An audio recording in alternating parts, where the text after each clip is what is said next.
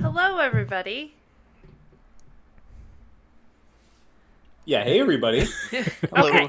Yeah, don't everybody chime in at once. I know. I was like, we Smoothest need to write launch an intro. imaginable. I mean, I got the outro okay, but the intro.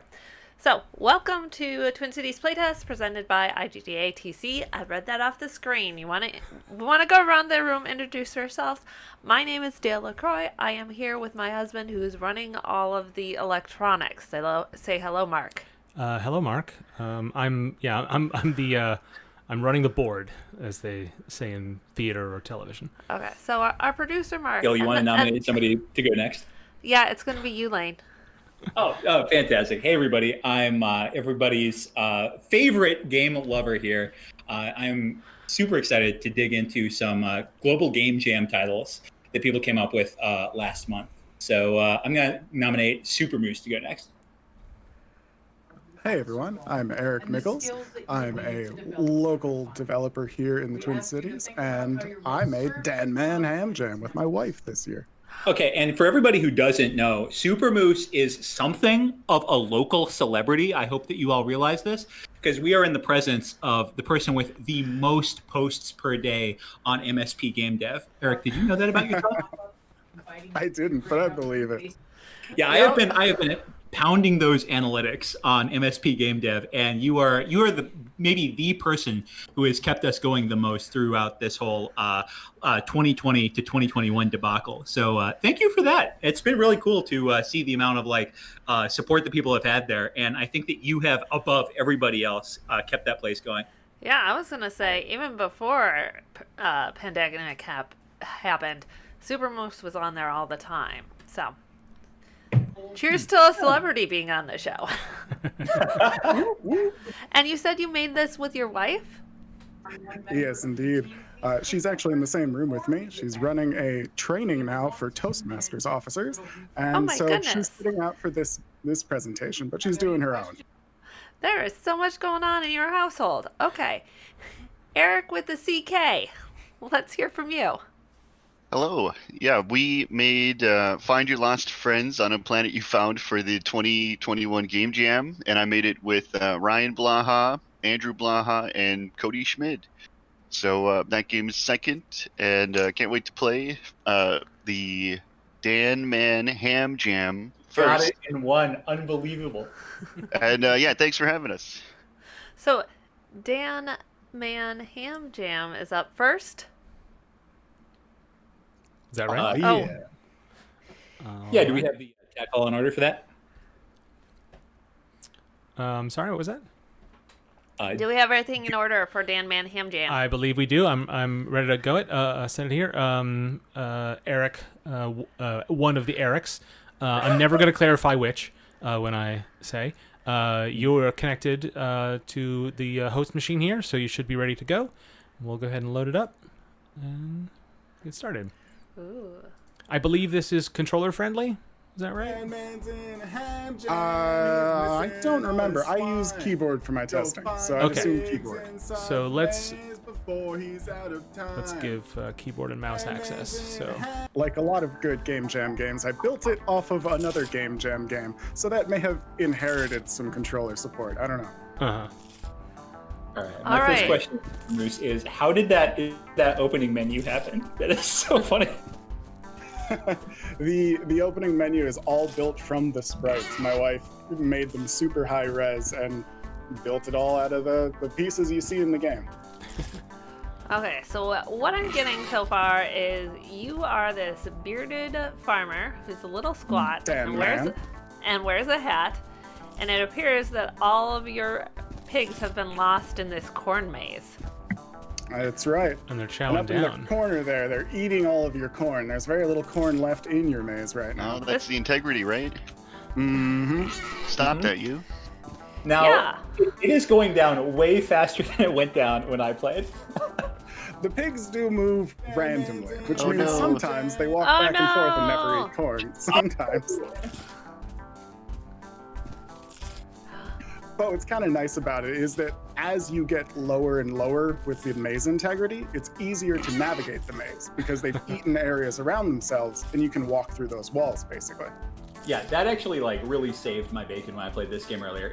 That was kind of a genius mechanic, just for how simple that is. It's great. And we actually wound up with the pigs eating the corn kind of by mistake. The way I had built the corn was that the corn counted as another person standing there, so you couldn't walk through them. But then when you put a pig on top of the corn, the other person just despawns. And so then it was perfect. It ate the corn. That's a perfect little game jam story. Happy little accident. Exactly. It's not a bug, it's a feature. I mean, it doesn't make sense. Like, logically, your pigs would eat anything. Yeah. Oh my goodness, I'm so absorbed right now. Down to the wire. Yeah. Down to the last one. Oh, no! One thing I discovered about these corner pigs is that the corner pigs kind of like burn out pretty quickly on what they can eat. So you actually like are safer than you think on these. Nice. Yep. Very nice. So what's That's the really fun. is it like a percentage of corn versus like what determines the progress of the integrity of the maze? The maze integrity was just kind of we played with it as to how much corn had to be eaten. Okay, so it's just like a certain number of corn. Yeah, I think it's like 45 corn pieces have to be eaten. Mm-hmm. And the pigs move randomly every couple seconds. And so, we played with the number of pigs, whether they spawned in a group, whether or not we had to spread them out. And this kind of reached that point where most people can get down to really close to losing. Yeah. I was going to ask, do you do any sort of like this might be a weird term, but like any sort of magic pixel, like hidden technology to make it feel more tense than it is? We don't. This is totally random. So gotcha.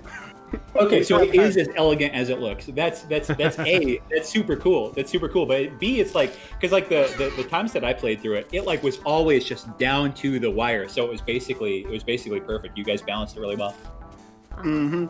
We started out with just like one or two pigs, and like we played with the AI a little bit to figure out whether the pigs should walk towards the corn, whether or not they should walk away from Dan. Do they have like Pac-Man AIs or something where each one acts a little differently? Yeah. And it just ended up that if you gave them each a patch of corn to eat and let them walk randomly, it worked really well. So it is just completely random. Like one pig Totally technically could go from corner to corner if. Yeah, we've had some really strange times where like the game will end in 10 seconds because they'll all go to the edge of the maze and walk along the line of corn, just like all going clockwise. Well, what's nice about it is that you have it's not an entirely robust AI, but Get the last pig! it represents a core gameplay loop.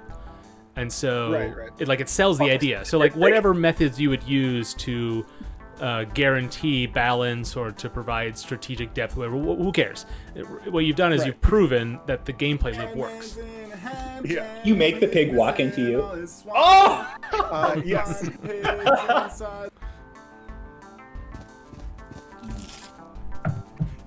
Yeah, Hearing that sound effect with like when they eat one, it's like so like It's really effective.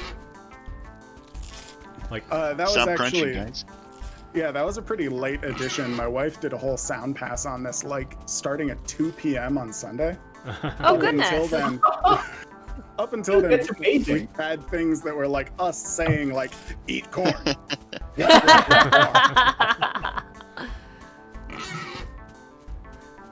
And while that got the message across, it didn't feel quite as good. Yeah. Is there any randomness at all in the way that the maze is set up? No, so we had thought about doing that and then discovered very quickly that either I would have to use someone else's maze generator entirely and just trust that it worked. Mm-hmm. Or what we did here is actually I went online and I found a maze that looked to be about the right difficulty, I thought. Yeah. And I went through, I put it over a grid and I mapped out exactly which tiles had walls in them and which ones didn't. And then There is a file that is a giant list of comma-separated locations for where the walls should be here. Yes. Yeah, I'm used to coming into projects like this with like having more developers than artists, so it's very easy for me to ask questions like, "Oh, did you add random maze generation or something like that?" Yeah, I think maze generation would be really hard just because there would be so many things where you'd just get stuck. It's a topic of academic research, weirdly. Like developing mazes that have like a certain kind of openness or a certain type of pathing or a number of dead ends per square meter or whatever. And there's lots of different algorithms that you can get that will generate, and then little levers you can pull to adjust them. But when you're making a game where you're not entirely certain what parameters you want of your maze, it's probably a better idea to just see one that looks nice and use that. Yeah. That seems about right. Particularly if you are just demonstrating the loop, right? Like you don't want to make something it's too overly complicated. Also, I think this maze is large enough that Eric, you can tell us, but you've gone through it a couple of times. If it were completely random, would it feel that different to your experience right now, or like have you memorized this maze yet? I am starting to memorize the entrance. Although the pigs being able to eat through the corn, I'm still checking places I know are dead ends because hey, there's a chance it's open. Right. So the experience of the player in this version is not that different in terms of a proof of concept from a randomized maze. So what would have been maybe a waste of effort to implement it fully. And that's kind of what we had thought about. In the right way. Oh, look, so happy. Just watch this guy for a little bit. Oh, yeah. Just let him have one more as a treat. Oops, got him. With game jams, that's like most of what my wife and I do as far as game development goes. So we think about this now in terms of game jams, where a person's only going to play this game probably once or twice. Yeah. We're going to give someone a link, they're going to play it, say, hey, that's a pretty fun game. Here's what I liked, here's what I didn't like. And you don't need random maze generation when everyone is seeing the song or seeing the maze for the very first time. Mm-hmm. Yeah, I think it's got everything it needs to be a nice, charming little game jam game. I'm really having a lot of fun. Well, that's great. Dale, you want to give it a try? Sure. You are also connected. You can just... Oh. Let me give you keyboard access. Okay, give me keyboard access. And then you can watch me not find some pigs. Okay. You go ahead. Okay. That was a really big problem before we added those pink corner icons for where they're actually hiding. Oh, yeah. Yeah. They would wander off and you'd just be like, where did they go? Because they can follow the path sometimes and they'll start eating in a place where they didn't spawn and they weren't supposed to be. It's just like, even as the person who made it and memorized it all, I'm like, I have no idea where they are. Yeah. That might be a kind of a cool thing to try if you were to want to expand on this. Like have the pigs sort of have a directional bias in their wandering, so that more often have them make these long traversals, and so you can come across like, oh, there's like a bunch of eaten corn around here. I better follow that to try to find that pig, that kind of thing. Right. Yeah, and that was eating corn. I guess the other direction we can go with this is a flat time limit rather than the sort of random time limit you've got here. I like the random time limit. We ended up having a lot of fun with that. Okay, clearly I did not know this maze well enough from watching Eric do it. Should have been taking notes. I think it would be nice if there was maybe still the random integrity timer, but you could still have a timer counting up, and then people might compete for the best times. Kind of thing. Yeah. Might be a little redundant, but it would make multiple playthroughs a little bit more engaging, but that doesn't really help the game jam experience. I think that is like the cheapest way to get more points on Ludum Dare games, which is just add the timer. There's a certain subset of people who will play like 100 times more if you do that. Just gotta get the best possible time. Yeah, it's like when you're driving and you're not the driver, then suddenly you have to drive the place that you've been 100 times. There we go! Yay! Yay! Congratulations. Okay, so Go find pigs inside the maze before he's out of time. Man's in ham jam, he's missing all his swine. Uh-oh. Go Did I lose find audio on you guys? pigs inside No, we're just listening to the maze music. before he's I'm gonna turn it out up. of time. okay, Man's in ham jam, he's missing all his swine. Go find pigs inside the maze before he's out of time. Okay, that's pretty good. yeah, So, I wanted to theme song, listen we to were it, trying and to then I figure out why realized pigs I was the one inside talking the over it, and I maze stopped. before he's out of time. So I'm assuming that's you, Eric. Wait, who's playing it now? It's not me. I am. Oh, fine. Thought I'd give it a try. Sounds good. Yeah, I belted that out and I recorded the audio for it. It's like second try, and I just handed it to my wife and I said, all right, make a background track for it. I honestly thought you were just singing in Discord. I'm like, oh, I'm just gonna let him keep going. We kept thinking about it though because it sounded really familiar to us, and we were trying to figure it out. We think that it's really close to the Mystery Science Theater 3000 theme song, Yeah. where it's like, we'll send him cheesy movies, the worst we can find. Except it's ham jam, you know. Same smart. situation where I someone's. See, you also don't pay attention unless you're driving. This matches with my experience in our marriage. Well, what's happening is I once I see the dead end, I'm like, oh yeah, I remember from when the other two players hit that dead end. Like, Right. but I don't see it coming because that Yeah, limited the visibility. pieces you remember are when you have to turn around, not where you should make the turn. Yeah.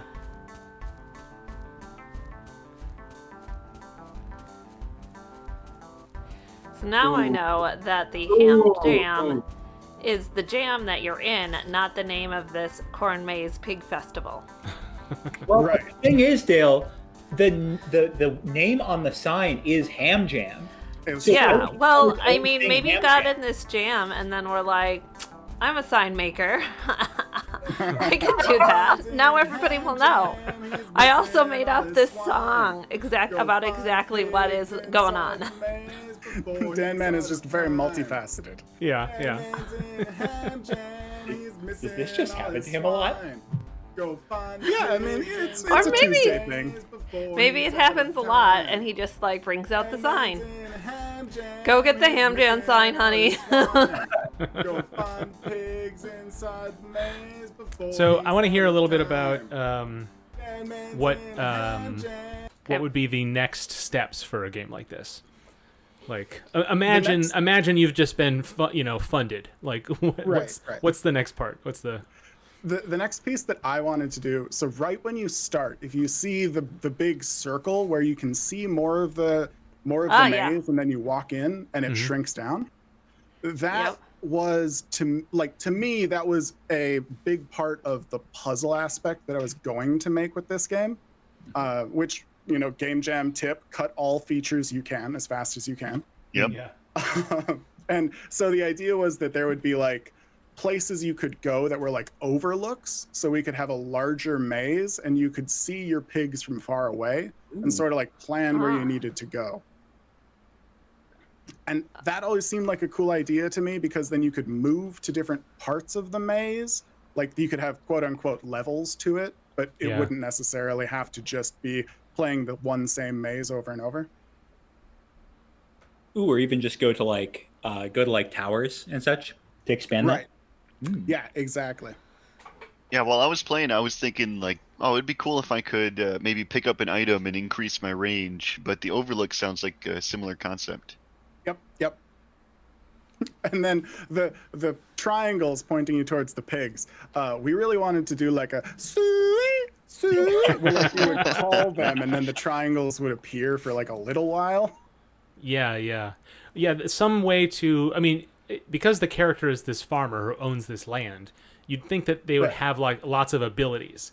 So like Right, being able to like exactly. shepherd or herd the pigs sight unseen feels like a very natural player ability. Right. But And that's maybe the it only helps at the directional pig margins. thing Like, you were talking about. is that maybe then you call the pigs, they start coming towards you. They might just eat their way through more corn because Yeah. they're coming towards you. I like But that they're idea. coming because you call them. Yeah. Yeah, Yeah. because Yeah. that's what I would do if I were a pig. I'd come, but I am not in a rush and I'm hungry. Yeah. So it would require like timing and knowledge and a little bit of gambling to like. Yep. To yeah. That's interesting. Like if What you do can you see think them the through the arrow- maze, it's time to call them. But do the other pigs hear you? Right. I could also What do you see levels having different goals, so it's not just collect the pigs. Like that could be every level is always collect because you're always in that ham jam. But Right. it could also be like collect some other resource or find something that's lost in the Yeah. maze. And so We had originally started with like lost children and like you going to rescue them kind of thing. Pigs ended up being sillier and having a catchier theme song. yeah. Yeah. But then you could use the pigs as like a sort of part of your inventory. They're like dangerous weapons. You know. Oh, sure. Got a So hard part of the maze, release the pig again. Yeah. Or like maybe there's you're sculpting the maze. Like the goal of a level is to actually guide the pigs to eat part of it, so you can put up a hut. Oh, or something, sure. You know. Yeah. Like it's you Make you your have own like maze. you have a system that could support a lot of different outcomes without adding a ton of new mechanics. You know. Yeah, for sure. I was gonna say, famous singer Eric, you have fans in the stream chat. Kodo4C says theme song is fire emoji with sunglasses. Ooh, yeah. And Drift says, thanks for getting this song stuck in my head. I am assuming that is sarcastic, but we're going to take it as a compliment. Right? Is that like like thanks mom, or is it thanks Obama? Like which one is it? Right? Right. Well, either way, I'll be signing autographs after the show.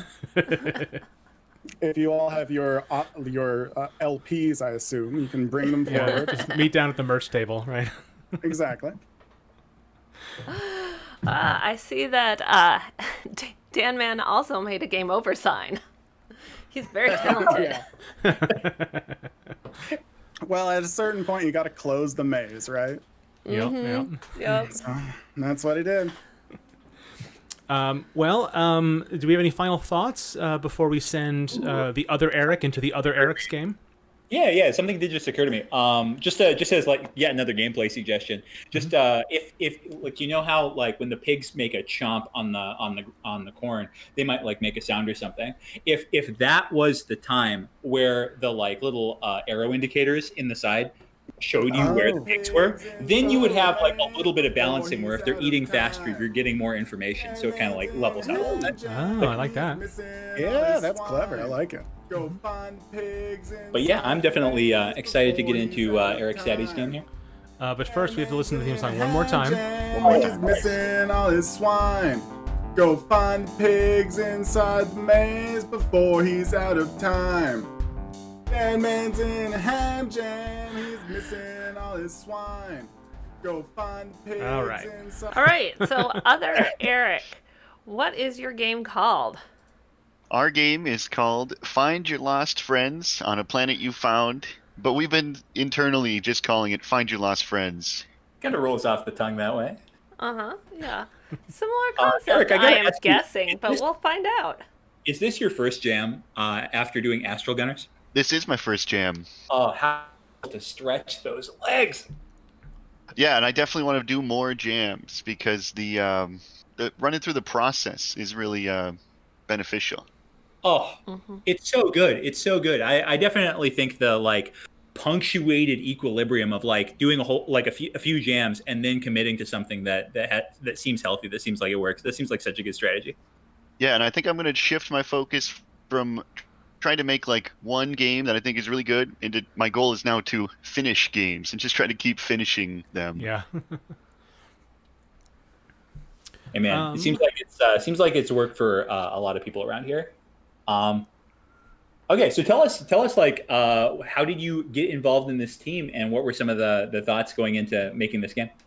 Right. Well, do you guys remember playing Emery on one of previous playtests Yeah, a couple months ago now? Oh, I that's Ryan's game, On right? that stream, Ryan Blaha, he said, anyone out there, if you want to play the game, let me know. And I messaged him, got the demo, and we started chatting back and forth. And then, we were still talking, and we thought, hey, let's do a jam together. And this is kind of where this started. So we recruited Ryan's brother and Cody Schmid. I think he's roommates, but we were all new to Unity. So my goal with this Oh. project was I wanted to learn Unity. I wanted to get familiar with the process, how it works, and all that. And so we wanted to do something that's not gonna.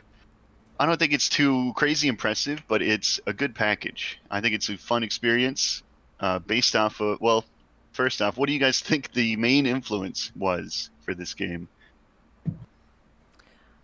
Lane, have you seen the gameplay? I have seen just a teeny bit of No. the gameplay, so I'm going to recuse myself. Okay, so are we guessing from your title screen? No, it's all from the in-game stuff. It's a Link to Oh. the Past. Okay, It's yeah, I hope that's it's clear. Yeah, I hope it's clearly Link to the Past once we get into gameplay. Okay. But we thought that would be a game that Ryan was making a platformer. I made an action game, so we kind of wanted to do something that neither of us has done. Yeah. Okay, because from your title screen, I was going to guess that the influence was Dan Man Goes to Space. That's All good right, guess. who's playing? Press start. Is that Eric? It should be. Oop, yep, there we go. All Looks right, like we're in. it seems like you Is this are a controller run? Well, I was gonna guess that's your bed, and you're very tiny compared to your bed. Or maybe it's a very high angle, so it's not clear how tall you are. I'm gonna go with that instead of you are a child astronaut. My first question is there no atmosphere inside this spaceship? There is no. If you're talking about audio, there is no audio, unfortunately. No, no, because you have to wear your Yeah, helmet atmosphere. Because you have to wear your helmet in your bedroom. to bed. That's a good point. There's red-eyed. Geez, I'm gonna go with rats. This Link to the Past vibe, like 100%. Like, Yeah, and when I was working on the art, I was studying Link to the Past and how they used tiles, and yeah, I really just wanted to copy one of the old masters and see where it got me. Oh, that rotating pistol. Mwah. Thank you. pretty good, yeah. Okay, It's one easy. thing It's I've so gotta easy. say- In Blender, you just turn off anti-aliasing, and that's the effect. Look at the shadows on those beds. Okay, so this is where all your friends would sleep. Clearly, you are the master of the friends. You have your own bedroom. Ooh, So- what's I'm that really button? interested. I'm interested to see how it goes. I don't think I've seen anyone start and know nothing about the game and play, so I'm going to try to hold back on instructions and just see how it goes. Okay. Oh my I gosh, I see suddenly hit a you whole are world. now I outside. love this overworld transition. That's great. This is suddenly like 800% more Link to the Past. Like the scale is different, Yeah. and yeah, it's great. Oh, that rat gave you a coin. So you're talking about doing the art, and you're Ooh. talking about like in Blender. And I know that Run away. Astral Gunners has that same thing where stuff was built in 3D Ooh. and rendered down to 2D. I'm right about that, right? Yep, yeah, right. And so, but it doesn't look like. Certainly, a lot of this is just straight pixel art. So Correct. I'm curious about as you are making it. I see a friend. There's that struggle of like defining a workflow, right? Like, were you like, how much should I, dig into that bag of tricks versus how much should I stick with pixel art and then doing animation? Like, what was that process like, just in your head? Yeah, over so the weekend? here's how I got to Blender. I was doing all of it in Photoshop, and my first goal was practice, and I downloaded like some pixel art programs, and then it dawned on me like Photoshop can probably do all this stuff, and I'm so familiar with that. Yeah. I should just do it in Photoshop. So I did all the pixel art in Photoshop, and the guy ended up being an astronaut because it was easy to have him at that resolution. Like that that design like worked, so we just moved on with that. Kept doing it in Photoshop, and then I got to the point where I made the asset for the gun, and I made the gun just have a white outline. And like when I saw that on the field, I knew it doesn't scream pick me up for a video game. Yeah. So then I decided, like, hey, I tested pixel art in Blender where I took one of my Astrogunner's characters and I turned off anti-aliasing, turned down the resolution, and I got that gun spin effect. So I just made a really, really basic 3D model, spun it around, exported it, and that's how we ended up with that spinning gun. And that was my workflow, mostly Photoshop. Yeah. It's funny you're talking about like the astronaut being a quality of that's the pixels you had to work with. That's like the Mario mustache effect, right? Oh, definitely. And I looked at Pokemon, the Game Boy games for reference, the original Red and Blue, and I realized there's really not much flexibility with character designs in that small format.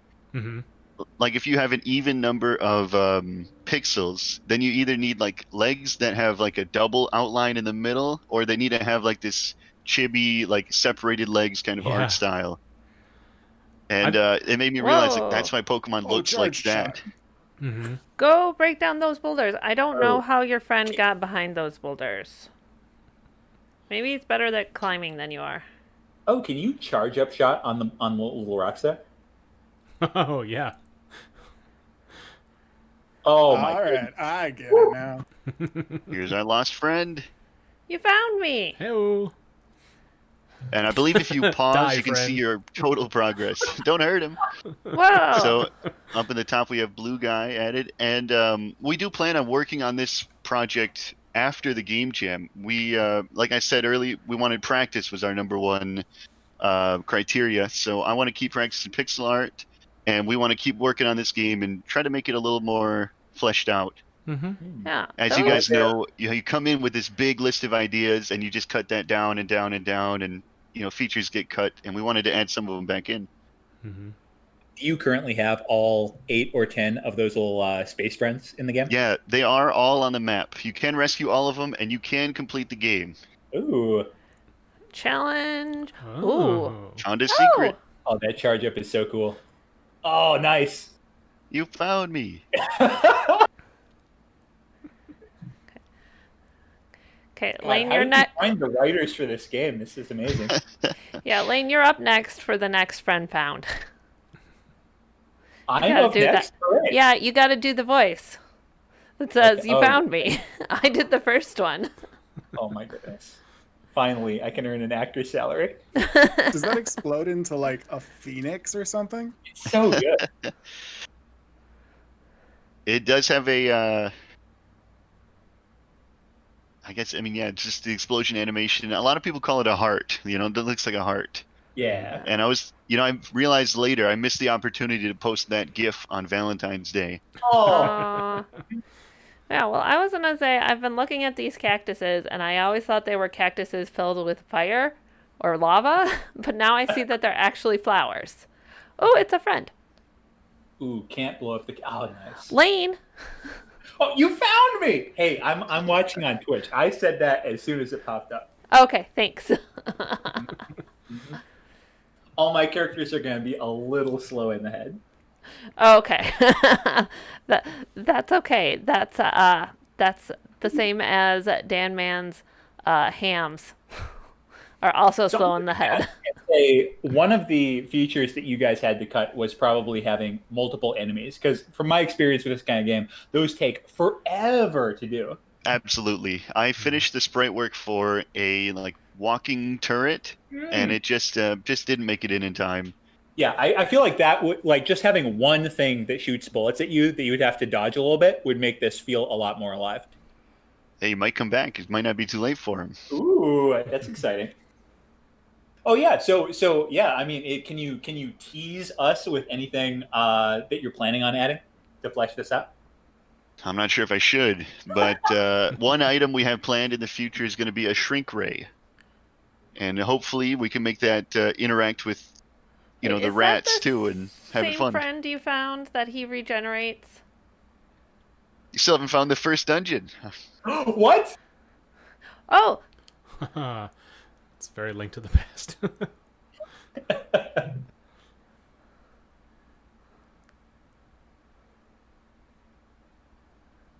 So while we're searching for the dungeon, can you tell us a little bit about like your story with the jam? Like, were there any moments where you realized, oh shoot, we have to start cutting stuff? It was really for me. It was how should I put this? It was kind of laid back with the art because all the pressure was really on Ryan. Like there was stuff that we wanted to add, and it was up to the coder to actually like get it in. Yep. And you know, I'm a little more familiar with the process working on Astrogunners. Right, you have to have the art before the coder can make it real. So I tried to get all my art, you know, ready as soon as possible. And I shouldn't be saying this on air, but I actually did some of the backgrounds before the game jam. No. What cheater? I'm gonna report you to the global Don't game report jam me, authorities. please. No. Did this global game jam have a theme? I'm gonna go with theme is the right word for that. Yeah, the theme was Lost and Found, which is kind of the joke of our title. You got both words in there. Is that a log? This is a log, correct? Yes, it's a grapple target, right? Or something you can grapple hook to. Because I was gonna say I don't Really remember. trying to build off of Zelda there. Mm-hmm. I did not recall seeing any trees that would have a log-like. I don't even know what you would say. Log-like remains out in the world. So I'm seeing you're going into the pause menu when you use the grapple. Is that like a consequence of the way that the controller scheme works? Yeah, I've got an Xbox One controller, and I think it mapped both pause and the grapple button to my B. Huh. Oh, if you want, I can give you. I'll give you keyboard control if you want to switch it up at any point. So you can just, if that bothers you, you can swap. I'll give that a shot. Also, there are a remarkable number of buildings on this planet that you just found. And they're the same building, but one's green and one's red. Well, naturally. We had you know how it goes. We had plans for multiple environments, but you know, once we got down to the wire, it was like, no, you're just getting a green version of the same building. Sorry. Yep. Yeah. Like, and like the inside of this dungeon, like I'm sure that if you had more time, you would do the classic thing where you like walk past all these posts and you're like, what am I gonna do with those? And then you get the grapple hook and you're like, oh. But like as is, it looks like you had to sort of implement basically the simplest version of this dungeon that you could. Pretty much. Ooh, so for Steven in the chat, it is the theme of the jam is Lost and Found. Oh, can you do this? Does this work that way? Okay. There you go. Grappling hook. It was planned to be like a lightning tether, but you know, down on the wire, you drop the lightning effects. Yeah, I am like actually pretty darn impressed at the level of functionality your character's tools have. Like, I don't know too many groups that could have had that much functionality. I think your character did a great job. Your turn to say the line. Ryan really carried the whole project. Yeah, absolutely. Over on Dan Jam, we have movement. Hey, you can also see things. You also have an awesome theme song. Right, yeah, and see things. And collect tapes. So I am now seeing those lightning bolts as power things that you're turning on with your grappling hook. Oh, and of course we have to go back to our home base because there was the very first one. Yep. What a tease! How many astronauts are we at now? I lost focus. 4? Because Mark just did his line again. All right. Uh-oh, I'm a little lost in this dungeon. If only we had map functionality. Yeah, why didn't you put that in your game jam game? That's a big debate for people making games like this: is to include a map or not to. Yeah. Ooh. Right. Yeah. I mean, I've had my graph paper and pencil out this whole time. I don't know. Yeah. Old school.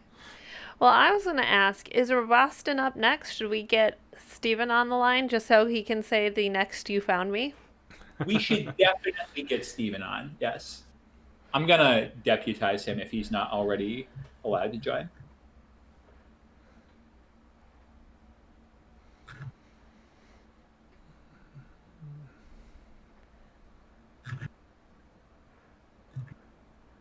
Okay, so on your coin, it looks like you have a ladder. I'm gonna pretend It's like actually gibberish. It's nonsense. Okay. I was going for like the two strikes Steven? through the S. Steven, you should get on faster. I'll do this one. You found me. Hiding in the locker room. Yeah, I was hiding from you. Such drama. I love it. Oh, so Eric, can you tell me, is there any way to recover your health? That's just been teasing me this whole time. No, we didn't have time to make it to health pickups, unfortunately. So don't get hit. Don't get hit, really. This One is an life to old live. school roguelike then. Great. Hey, would you guys be interested in getting Ryan onto the call? Maybe ask him more coding-specific questions? Yeah, let's Absolutely. get Yeah, please. Ryan on the call, and then he can say you found me too. And Lane, Yeah, you've we been, gotta you've been have- granting people the event presenter role. Is that right? Welcome aboard, Steven, by the way. Yeah, who do I promote? This is Ryan. What's his name in the Discord? His name in the Discord is Ryan Blaha. Easy. Blah. I keep getting this close to kicking people when I do this. Okay, he's been promoted. Okay, so that means if you accidentally get kicked, don't be offended. Okay, Steven, are you gonna do this one? It's that guy. What am I doing? I didn't. You're saying you found me. Oh, okay. You found me. Excellent. Thank you, Steven. It's gonna have like a braid like twist at the end where once you find everybody, they all gather together and they're like, all right, next time, how are we gonna make it so that they can't find us so easily? Yeah. If it was Braid, they would all be like, okay, you've gathered together the Manhattan Project. Let's go nuke some people. Right. Yep. Yeah, right. I kind of wish one of them would say, "Tag, you're it." You know, I'm actually a little bit not totally joking about that. Like I'm thinking about like how if the mechanic of this game is to I see a new friend. is to find these folks, like what can make it interesting, and I think like making it progressively difficult in different phases might be interesting, and actually have Thank them you. scatter further and further into the wind, and then have a narrative conceit for that. You know. And there's that's one it. more thing to It's all do. good. Oh, but there's one more thing to do. Oh my, one Is more. it quit? If you head back to the main base, that's where the game ends. You actually put an ending in a game jam. I am so impressed What? with both of you people right now. Don't get too excited, but thank you. I can't wait to see like the big like rocket takeoff animation. This is gonna Uh-huh. be epic. Yeah, well, I hope that Expectations like, are the soaring next right now. round is you go hide, and then the game is you hiding and nobody coming to find you. Oh, look Yeah. at that model there.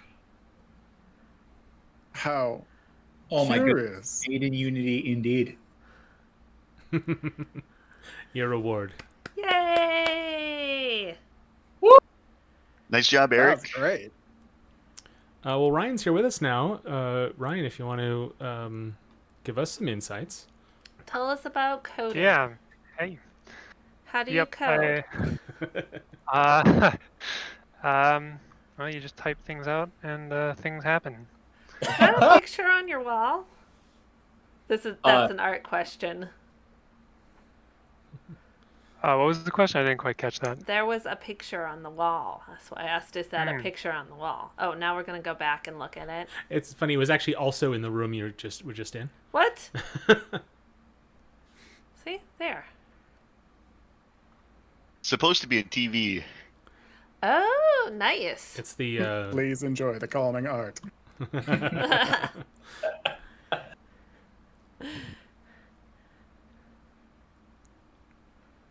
Yeah, when I was studying Link to the Past, I started to look at how they use perspective and the way they have like bookshelves rising upwards.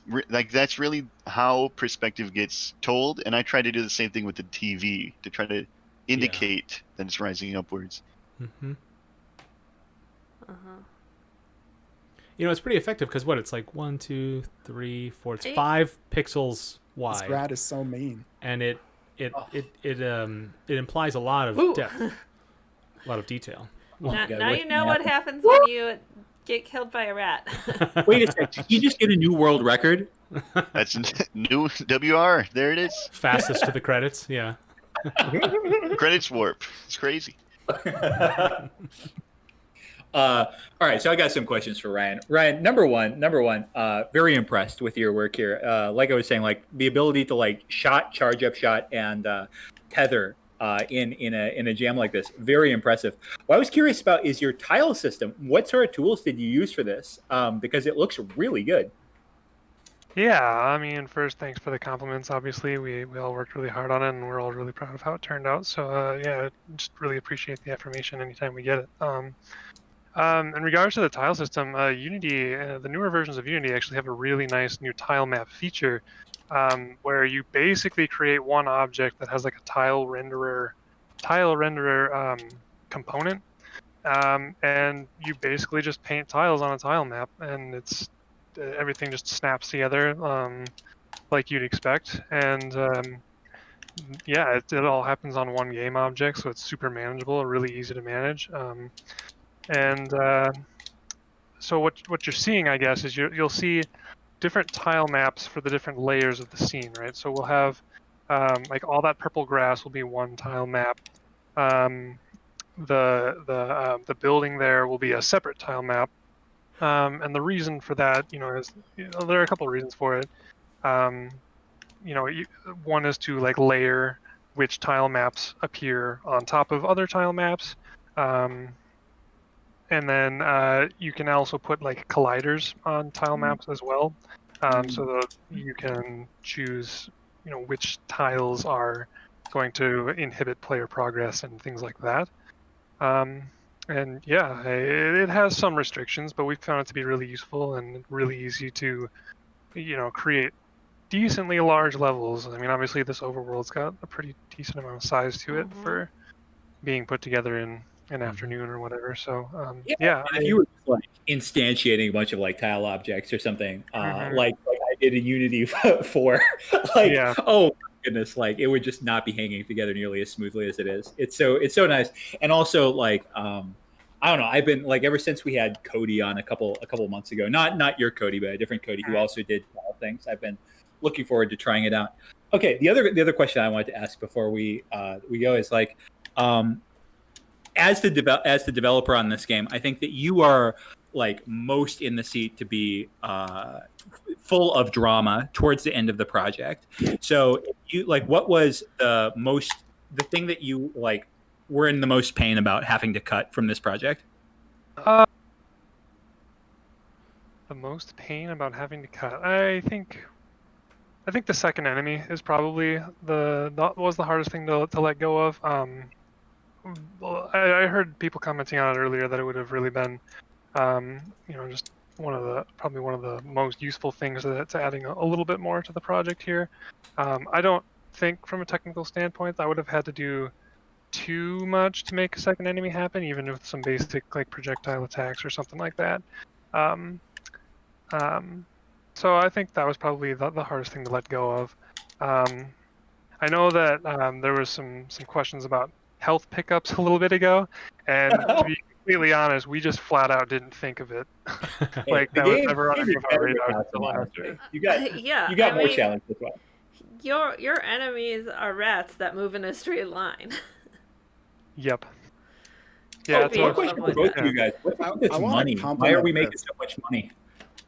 Well, if you rescue your astronauts, there was supposed to be one astronaut that goes back and sets up a shop. Oh, cool. And then you're supposed to spend your money there. Gotcha. Could there be an astronaut that's like, you found me, but I'm not coming with you unless you pay me $10,000? Yeah, I mean, honestly, we're kind of just sitting here, like, just writing down all the ideas you guys come up with for us. So thanks. Yeah, keep them coming. Well, I was gonna say that the reason you have coins is why else would you be motivated to cut all the grass? It's true. I want to compliment Yeah. that actually. These rats that were walking right here got me to shoot and miss them and hit the grass behind them. And that's when I figured out that I could shoot the grass. I didn't even try it over on the other side. Well, let's go ahead and say that that's intentional. Good job. Mhm. Got some real Mario 1-1 going on. Well, I mean, a lot of the enemies are trivially avoidable, right? But you have a gun, and and it's a low risk environment, so it's a really friendly environment to test out your tools, and so that's kind of a perfect way to discover how the world works is by inviting players to futz around a little bit, you know. Man, Steven, he's always got to work in the criticism of vengeance every time, doesn't he? Yeah. But I completely agree, and that's why I think that when you folks are talking about having a turret enemy be the second enemy, that just sounds like it would liven things up so much to go into a room and all of a sudden you don't have unlimited time to look around before you have to respond. Yeah. Definitely. That sounds scary. Yeah, I mean, another one of those features that we would have loved to have in is typically you think of dungeon games, a lot of rooms will just flat out lock themselves until you've killed all of the enemies in them, and that was definitely on the to-do list, but just kind of fell through the cracks on us. So, add that to the list of things to come that you were asking about earlier. Mm-hmm.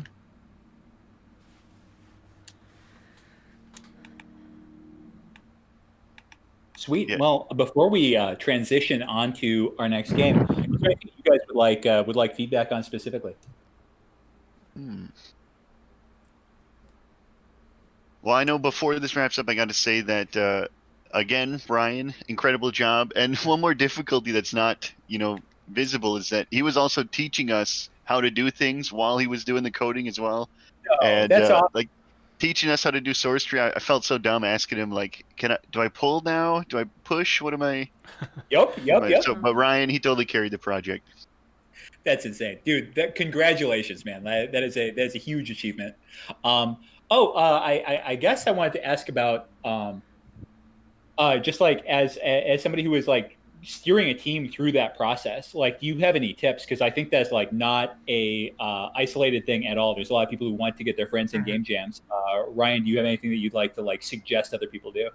For sure. So the first thing I did is I would sit down with Eric and Andrew in particular. We weren't quite able to involve coding with the source control at the time. So I sat down with Eric and Andrew in particular a few days before the game jam, actually, because with these game jams, you only have so much time, and it goes so fast when you're in the moment. So we actually we created the project. I uploaded it to source control and just created a repository for them to clone down locally. We just did all that administrative setup, a couple days before. Did Such a just good a idea. couple of practice routines. Yeah. And I didn't want them to be doing this process for the very first time in the middle of the game jam, right? Because that's just taking up that precious time. So I would definitely suggest going through the motions at least once before the clock actually starts ticking. And not everyone's going to become an expert in that time, so you're going to be fielding questions regardless. But we were all on Discord pretty regularly for the whole weekend, so everyone was responsive and everyone was picking things up quickly, so that all helps, of course. This is a brilliant one-way door here. Once you finish the dungeon, you get to walk straight out. Yeah. Yes. Yeah. Some good design within that very tight time constraints. Mm-hmm. Yeah, that's a credit big belongs shout out to- to Andrew. Yeah, that's a big shout out to Andrew. He was our level designer for the most part. Kid knows how to make games. I was gonna say, during a game jam, that's when I used Unity for the first time. It was very disappointing when I forgot how to save, or forgot to save. Yeah, that's right. Yeah, there's definitely a it doesn't source tree or Git is another. I learned Git on a game jam, and with patient assistance, and I think it feels like you are certainly better off with like some prep time. I think that's incredibly valuable. But I also, if you don't have the luxury of that, like if you're just learning Unity for the first time in a game jam, it can seem daunting and you can seem like you're wasting a lot of time on that stuff. But it's such a perfect environment. Because you're learning it because you need it. You really, really need it. And I think one of the barriers to tutorials or tutorializing yourself, like learning a new skill, is sort of like synthesizing information that you don't need right now. Did you just understanding cut how a your thing own works hole in that maze? through that boulder. Yeah. Oh, I thought it was a cactus. Oh.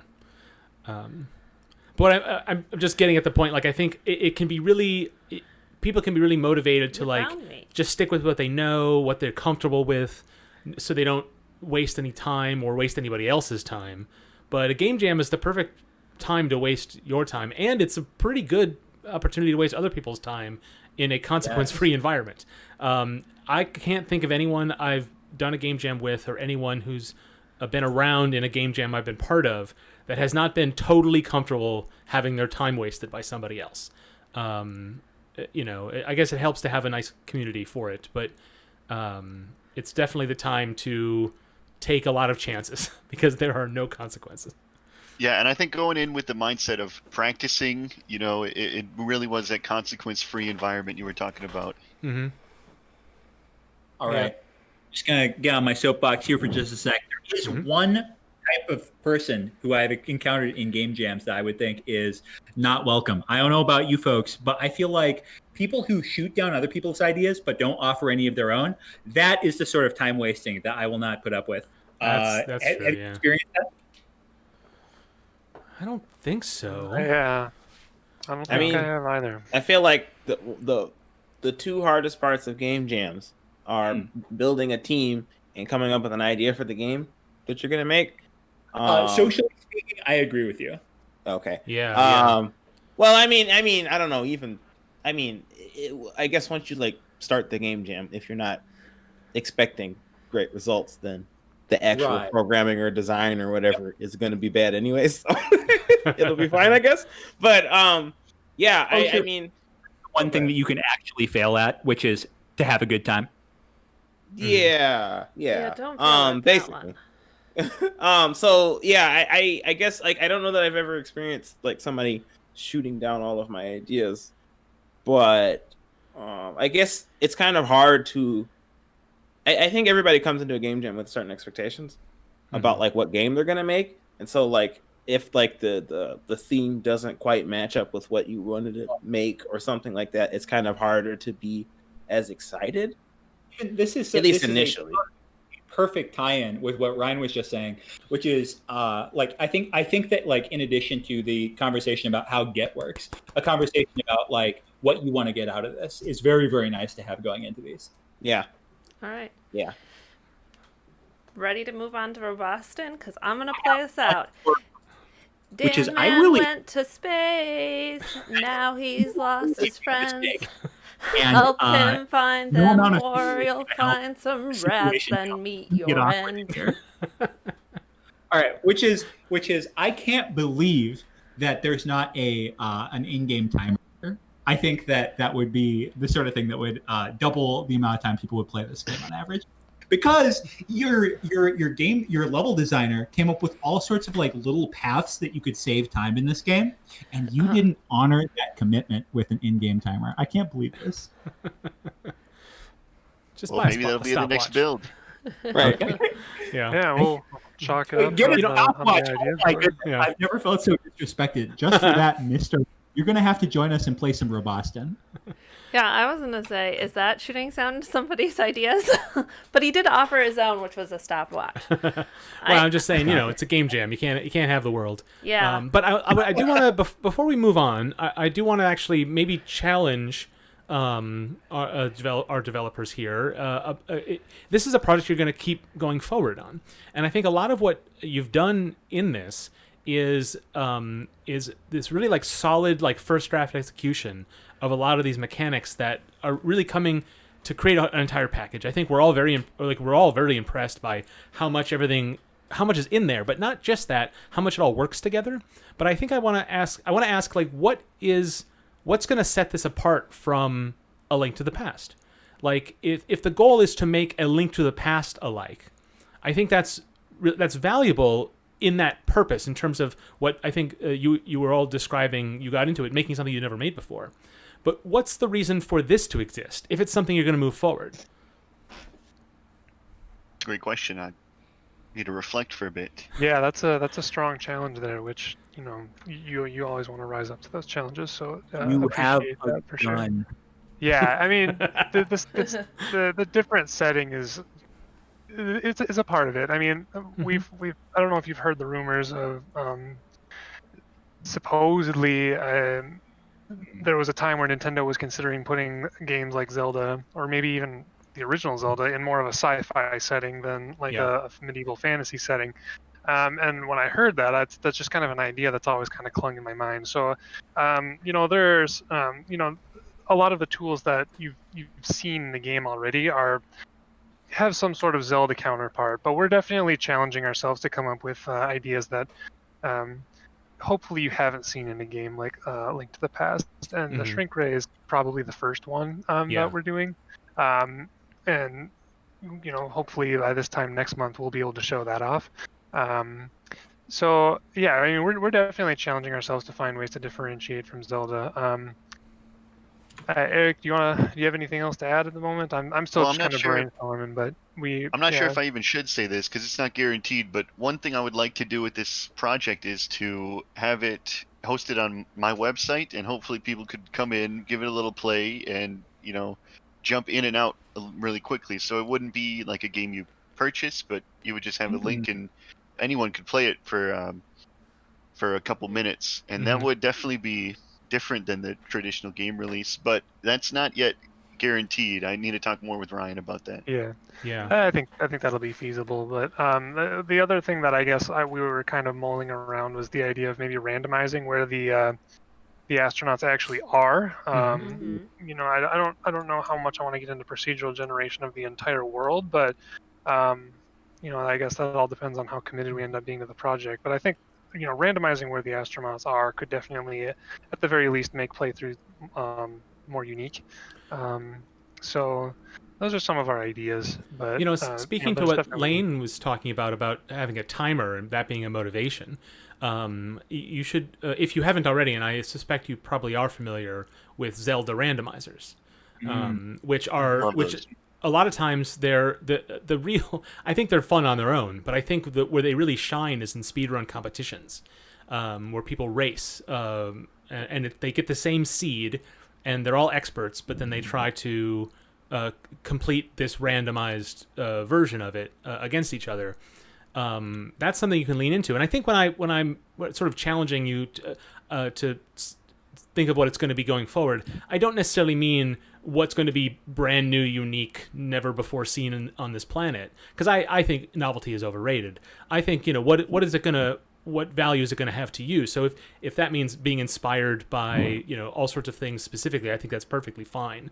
I would never begrudge somebody for a game packed with homages, because anything you make is going to be unique by the nature of you being the one who made it. But I think that I would love to see, once you've got the core really working, to start to see what is unique about this game to you, and what gets you excited to take it to the finish line. And it sounds like having it hosted, like the distribution method, that seems like a really unique something that seems that you're excited about. So I'm really excited to see where it goes.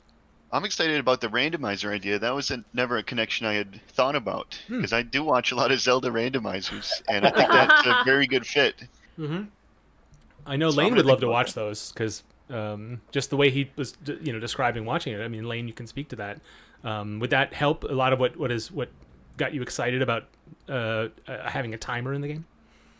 So a lot of logic has to go into those. Otherwise, like, you end up with objects placed in locations where the player can't get to them without doing some sort of high knowledge sequence break. So like what Ryan was saying, it's gonna be a lot of lot of thinking, a lot of careful planning to figure that out. I think though that it would absolutely raise the interest level. Yeah, if you rolled that into the mechanics of the game and you built the terrain and the world to be conducive to that and not require sequence breaking, like Lane is describing, that could be really effective, I think. Yeah, And it could have that hide and seek quality, that all those crewmates, they're lost again, so you could have it could have some actual narrative motivation too. I'm not sure how interested you are in that, but that you can tie all that stuff together. Yeah, I mean, I think the interest is definitely there for all of us, but then, Eric and I both have our own other games that we're trying to complete as well, so it's just a matter of... Working on more than one game? Yeah. Blasphemy. Yeah. None of us do that.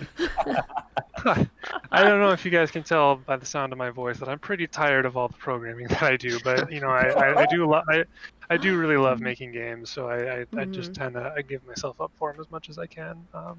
So... Well, one thing that I definitely find, Ryan, at least personally, is that I definitely have get tired of working on coding as well, but the opportunity to bring new people into the fold and see new people start to get excited about stuff that they can make, especially if I've had a small role in ushering them into it, man, does that reignite something for me. I really like playing the world that you've played here. Yeah, no, that's what it's all about. I know, I've got, Cody's another one of those people who, is really interested in testing the waters of making games without wanting to get into a full commitment of an ongoing development cycle. And yeah, I mean, Game Jam is that perfect environment to kind of check it out, see what you think of it, and learn some new things along the way, and ultimately create something that you're proud of and can show off. And I think we absolutely accomplished that. So this was definitely one of the best jams I've been a part of. All right, so one more gosh darn question, and this is solely because I am participating in this beautiful Ludum Dare number 48 in a couple months. What did you guys do to keep the team morale, the team spirit and energy up, despite the fact that you guys were working remotely? Because me and my team in April are probably going to do the same thing.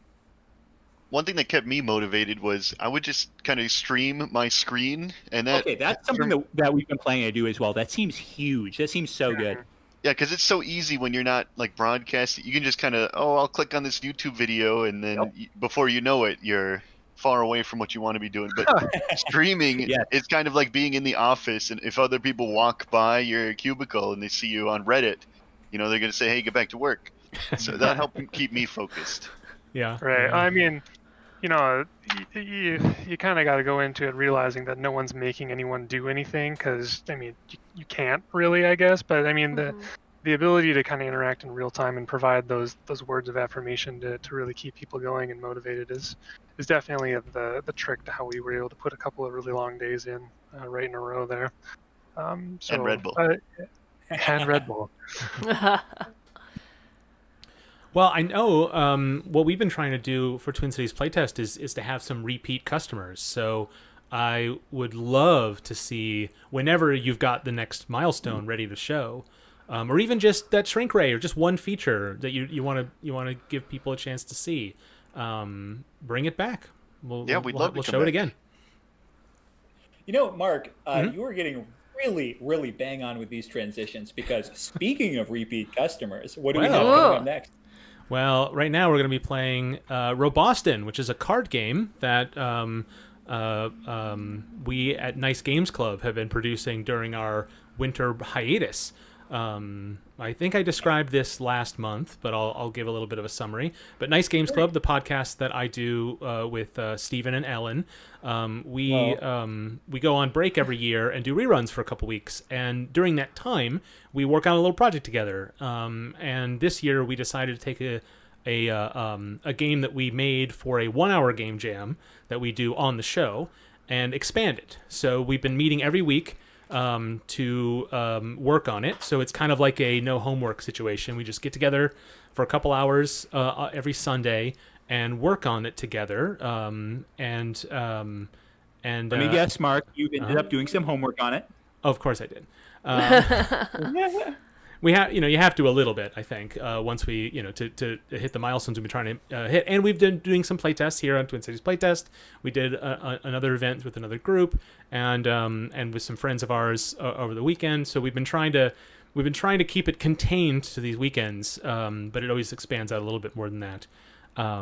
But we had it on Twin Cities Playtest last month in an interesting state, and I think the feedback from that was it was kind of further along we thought. I think Stephen, would you agree?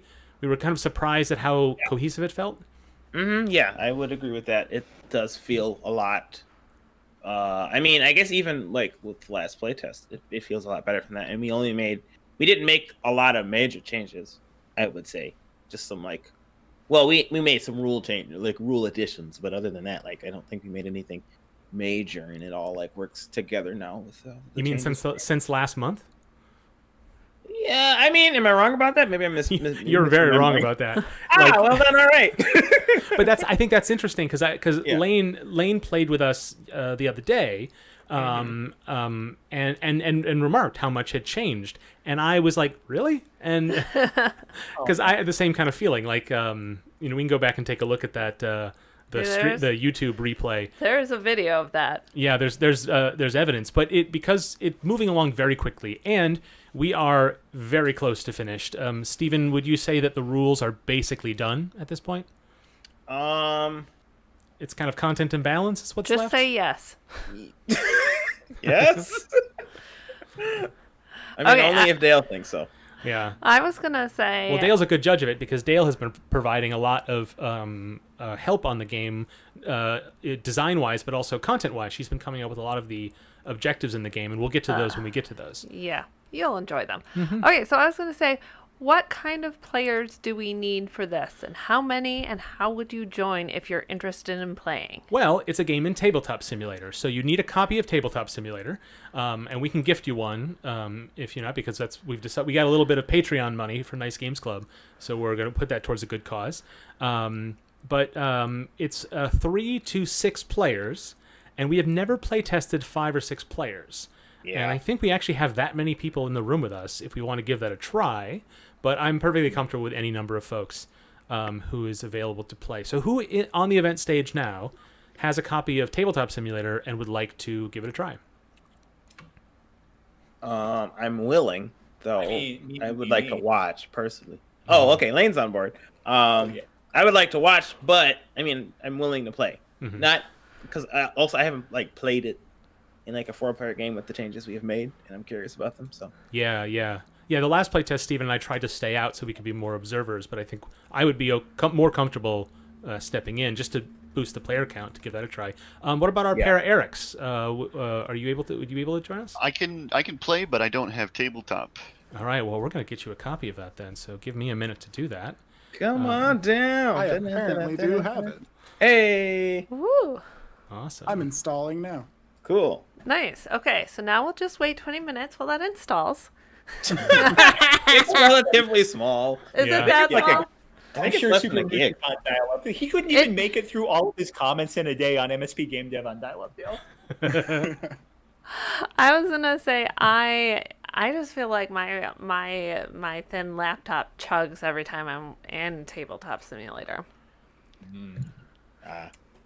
All right. So who am I buying this for? For Eric Sadie. Okay, Eric Sadie. All right, I need your Steam name if we're not friends already on Steam. All right, just signing in. And folks watching are just going to have to deal with the delay. Oh. Dale, you can fill the air if you like. Okay. So, Steven, tell us about the game jam this was made for and what the theme was. Or prompt was, or whatever you call that thing. The original prompt? Uh-huh. Okay, so originally this game jam was made for our live. We did a live episode during the 2D-Con. Was it 2D? It was 2D-Con, right? It was 2D-Con. Cool. And we do it. We do an hour-long game jam where we come up with an idea and try to make a playable game within an hour, which is it's hard. Yeah, but because what? How long is Global Game Jam? The global game jam is 48 hours. So, yeah, that's like 48 times as much. And Lane, how long is Ludum Dare? Nope, we lost Lane. Yeah, he stepped out for a minute. Oh, Okay. it's 72 hours. It's 72 hours. Okay, good job filling in. Yeah. And I if I remember, I don't quite remember what the prompt was. I feel like it had something to do with robots. No, I think it was make a cooperative game that's also competitive. Or Here. We can look it up. I It's will. episode Yeah. 193. Yeah, I was Yeah, we gonna should just use do that. my. I'm gonna look it up. Okay. But yeah, I mean, I remember it being a very fun prompt when we got it. Dude, competitive games are like the most fun to work on. Super Moose has tabletop up and running. Nice. Okay. Okay, the prompt Wait. was create a game where you are working together to construct a robot, but each player has a secret task they are trying to get the robot to complete along the way. Wow, that is literally the game we made. So we completed that prompt very well. Good job. Go us. Yeah, so that's how we decided on Roboston. And then we decided it to be in Boston, I guess, and named the game Roboston because it was an hour-long game jam and we didn't have a lot of ideas. And because we we're only had an going to hour. change it, because we No, picked a name that's that we not knew why. we were going to Nope, change. Yeah, no, we didn't know we were going to work on this more and more. But now that I've worked on it for longer, I want to keep the name. We'll That's talk how it about goes. that later. Dude, apparently that was the case with Mouse, Cheese, Cat, Cucumber, and now that game got funded within the first hour it went on Kickstarter. So gotta lean Whoa. into these silly business, man. There you go. See? We never changed the name of Widget Satchel, but that's because that name is perfect. So That name is ideal. yeah.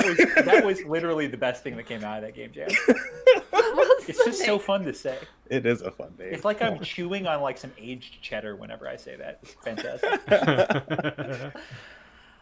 All right. So, I didn't mentally prepare myself for the blood splatter. Yeah. yeah. Dude, Okay. why is it that the biggest board game company out there is Berserk? That's just so weird. Yeah. So for everybody who just heard that splat, Tabletop Simulator is made by a company called Berserk, and their like theme logo is just their name, and then it gets this blood splatter on it, and literally their only product is this tabletop game simulator where you can Yep. play cards and chess and whatever other games people made mods for. So everybody finds it so funny, and then it's always a little jarring when that splat comes when you're loading it up. Just in case you're wondering what that was. Mark, am I participating in this, or do I get to sit out this one? Well, I mean, it's your call. Okay. Dang, Steven, have you ever heard such good advertising for the game you're working on? Do I get to sit out this time? I'm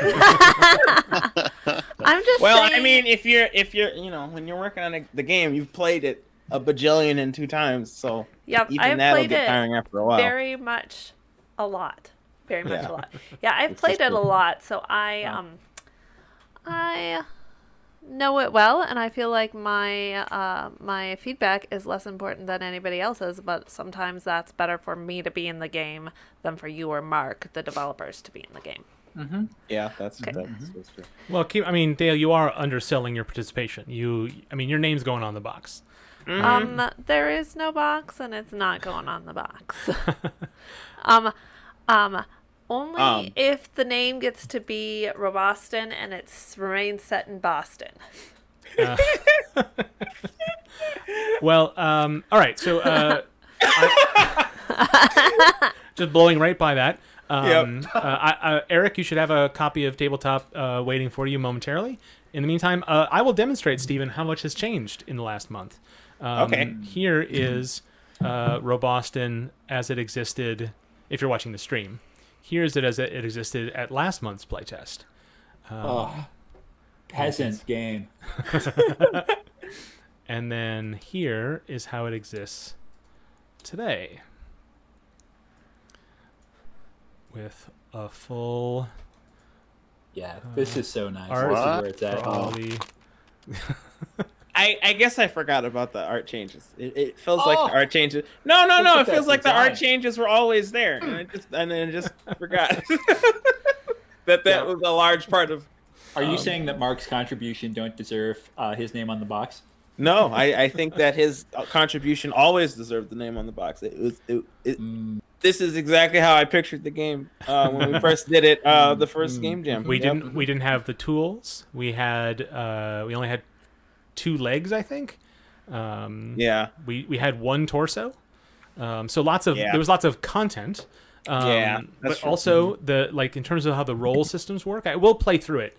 But really, I remember I preambled last month, and you can go back and listen, saying listen, this game isn't complete. We just want to test out if it feels okay to place cards down. So much of the core did exist, but we were surprised at how well it felt. But the end game wasn't really thought out very well, and it's quite a bit has changed in the 4 sessions since we have did that last test. So I've started a tabletop server. So Eric, if you need help understanding how Tabletop Simulator works, because it's a little obtuse, just pipe up whenever. Tell us if you heard First the off, thanks splatter for yet. gifting it to me. Yeah. I've installed it, I've launched it, and I'm ready to join. So Okay. go ahead and join a server, and I've made it a public server, and it's TC Playtest, and It shows up as $$ ampersand laytest. I'm sorry, what? That's how it shows up. Yeah. Oh well, okay. Well, if you can find it, that's Okay. that's Just search fine. Robo. yeah, 'cause I just there's searched like a- Robo. This is the first Yeah. thing that popped up for me. That's interesting. It says I Okay. need a password. Oh yeah. It's very sensitive about words that it considers swear words. Very sensitive. Oh well, I'm nervous. But Play. we're not gonna navigate that. We're just gonna. Yeah. Nope. Let's go right ahead. I'll just do IGDATC is the name of the server now, and the server password is Roboston, Okay. and this is all lowercase. I'm hoping. And it's on the that it stream, is. so I guess anybody else can join us watching if you'd Wow. like. But we won't know who you are or what you're doing here. So, so it That's goes. cool.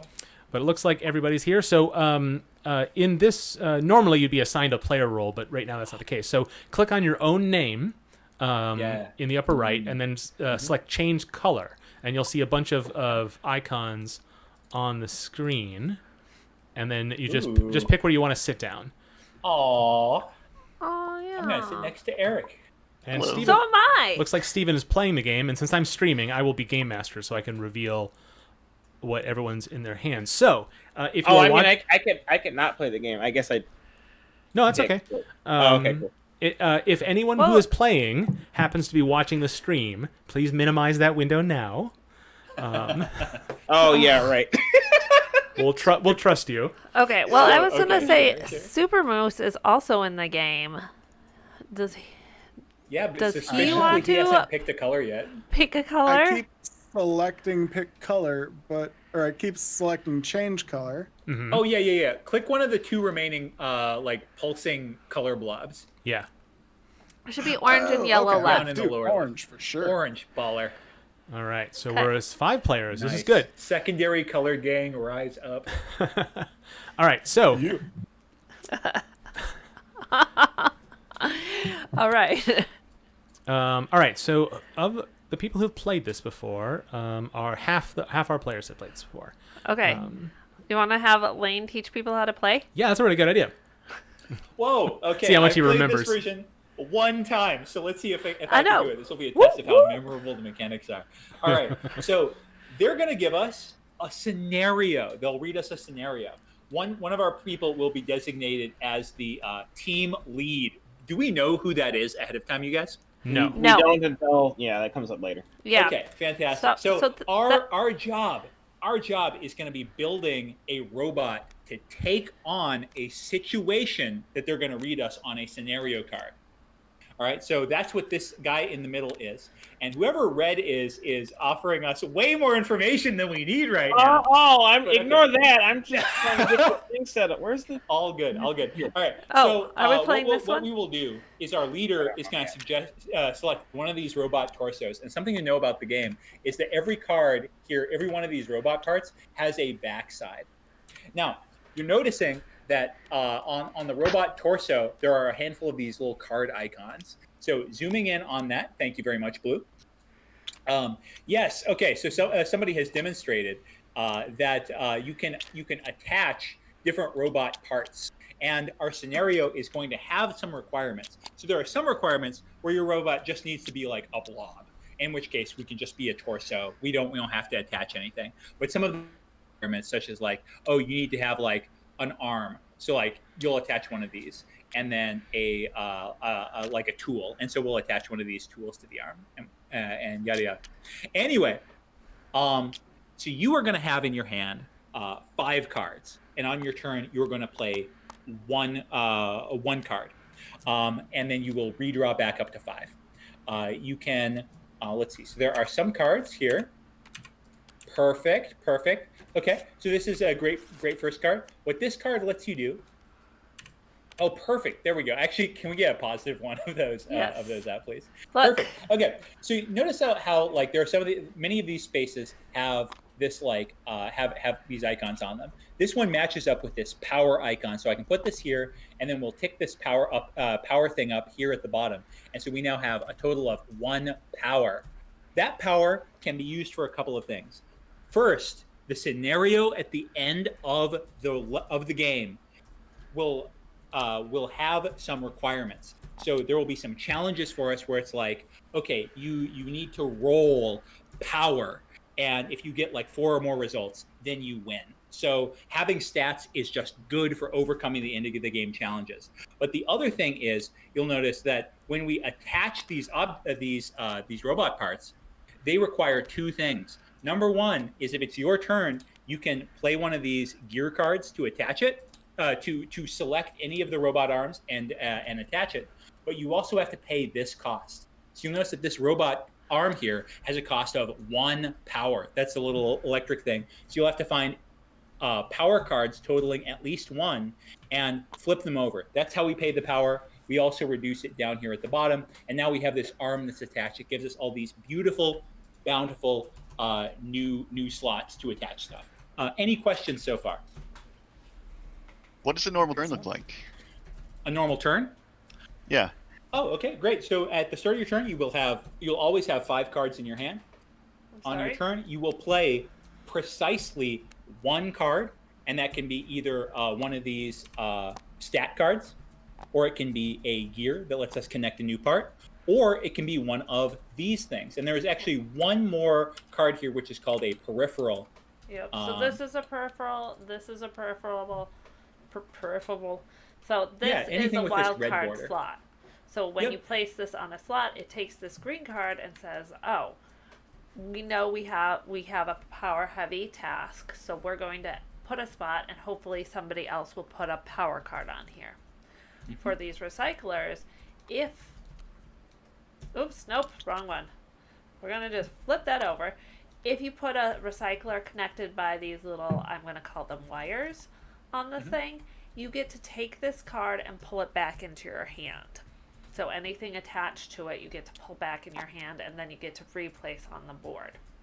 Oh, you get to replace them right away, Dale? No, later. Okay. But then you Okay. have to discard anything you have over 5. So hopefully you will have something that is worth discarding more than the card you just picked up. Otherwise, you made a poor decision. Yeah.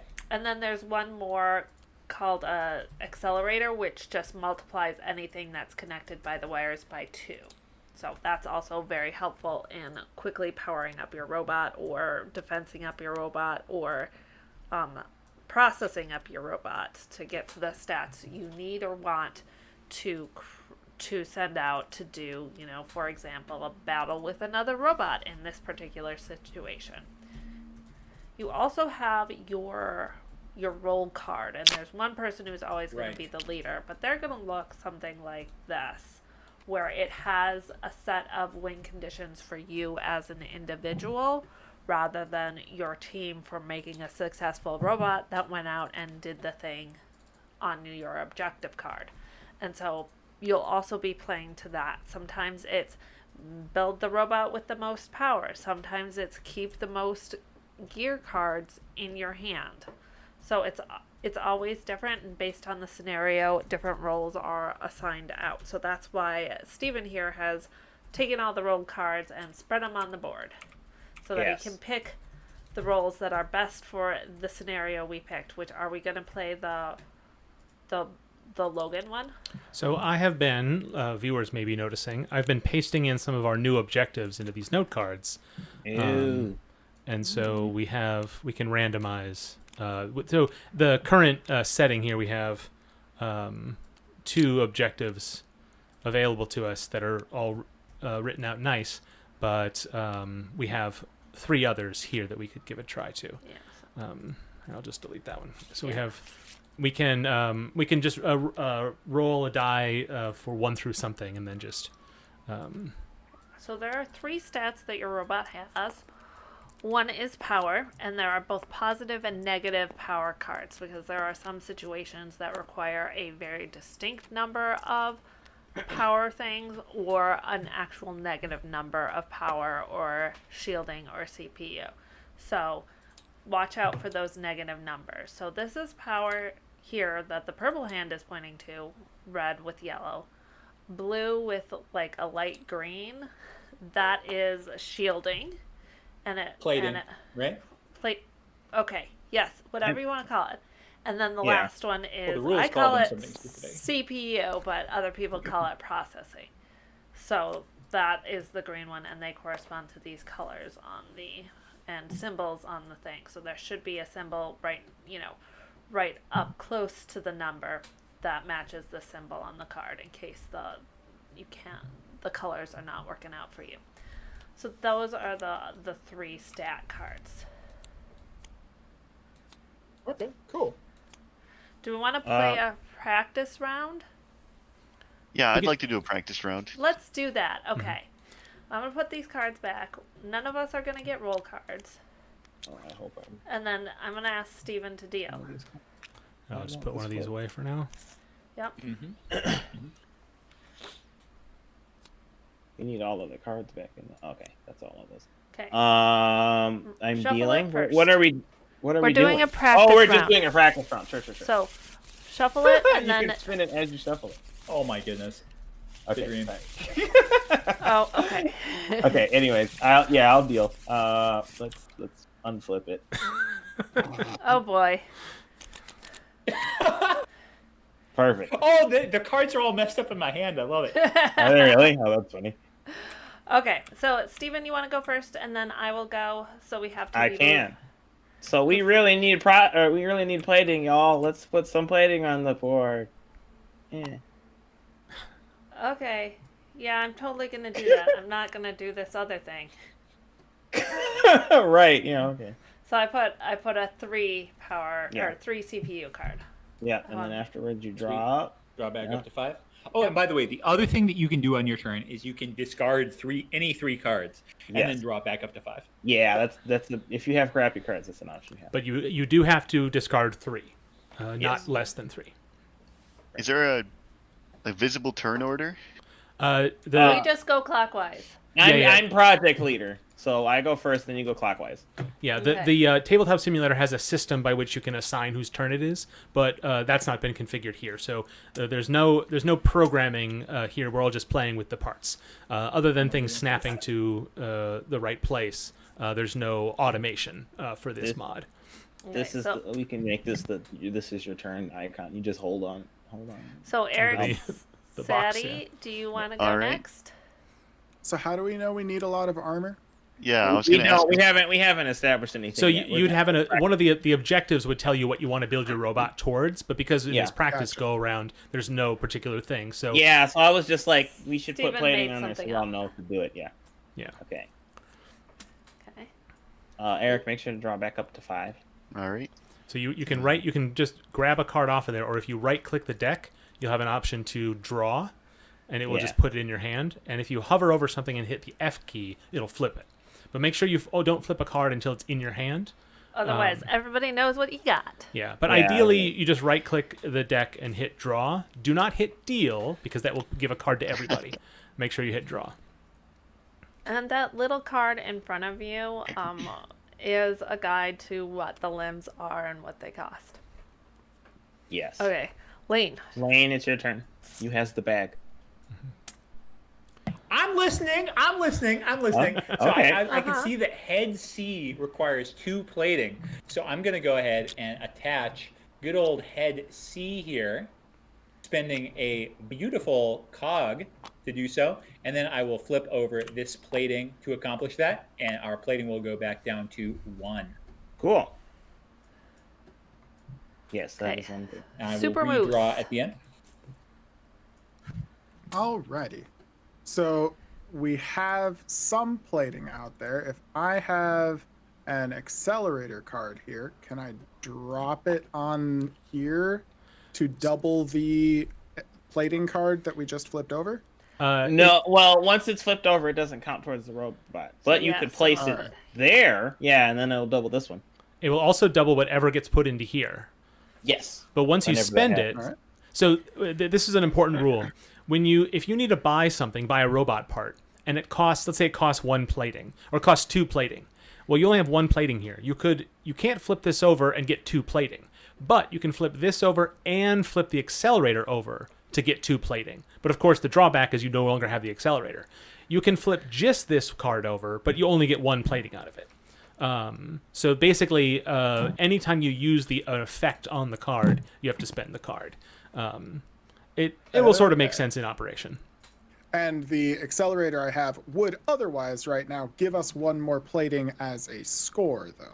Yes. Yep. So The stat would go up. So go ahead and add it up to. I yeah. guess it's the only It's one at on the 2 board. now. So yeah.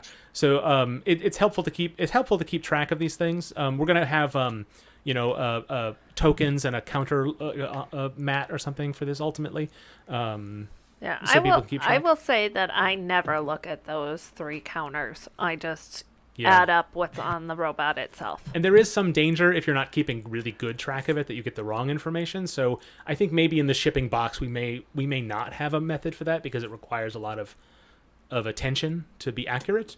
It's a little easier in the digital version here. I don't know. Well, we'll want to get everyone's feedback on that as we go forward. Makes sense. All right.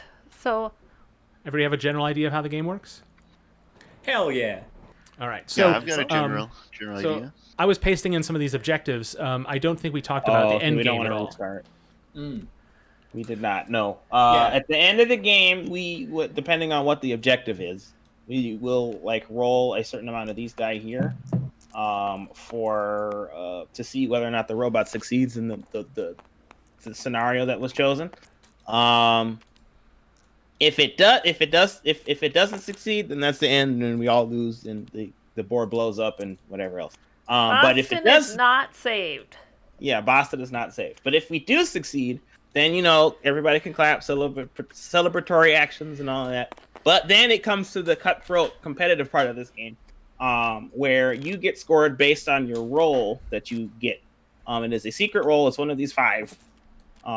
One person is always the project leader. The way that the project leader is scored is how quickly you were able to get the robot to start the mission.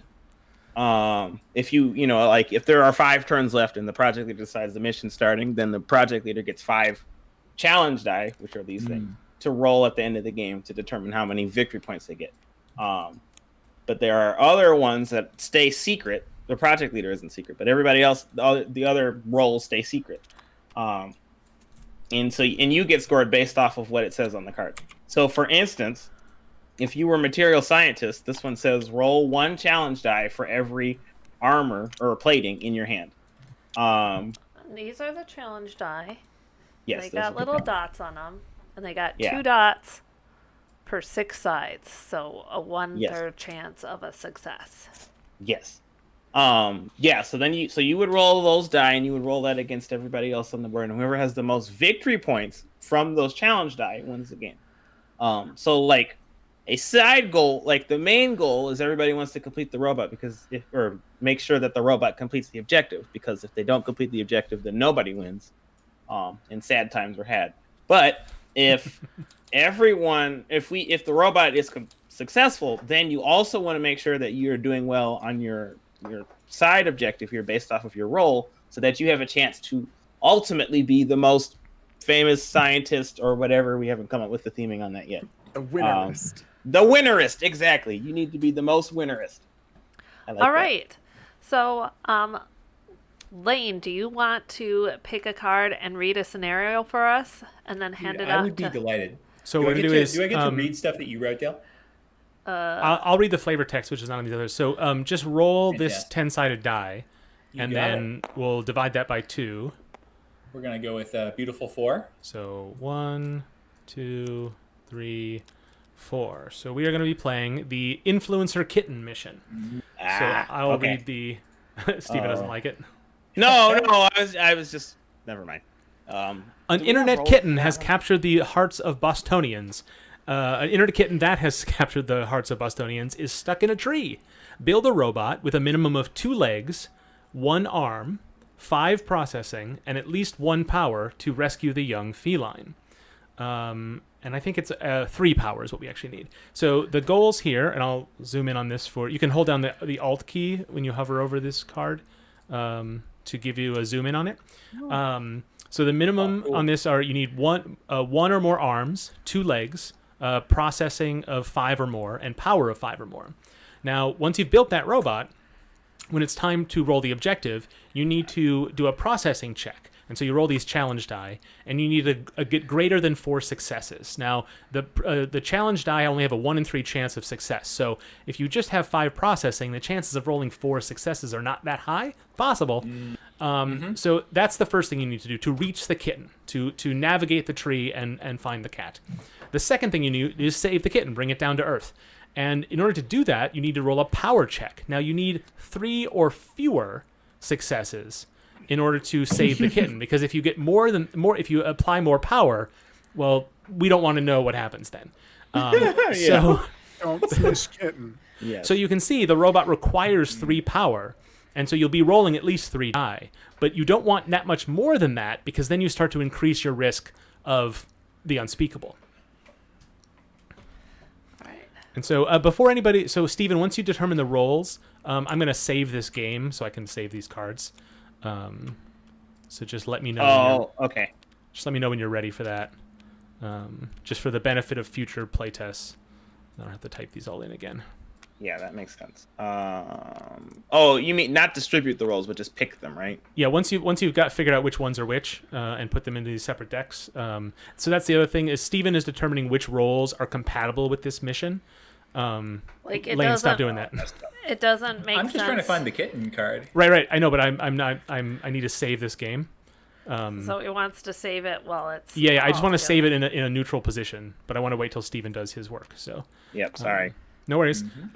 It's just a matter of keeping track, because this is the second time I've had to paste these into these note cards, and I realized I should probably save. Because the way Tabletop Simulator works is if you can save the game state at any time, and that is essentially the mod, right? So like I added this die to the board, and that's how all items are made. You just add things to the board and then save it, and you don't actually have like a project file when you create a mod in Tabletop Simulator. It's just a save game.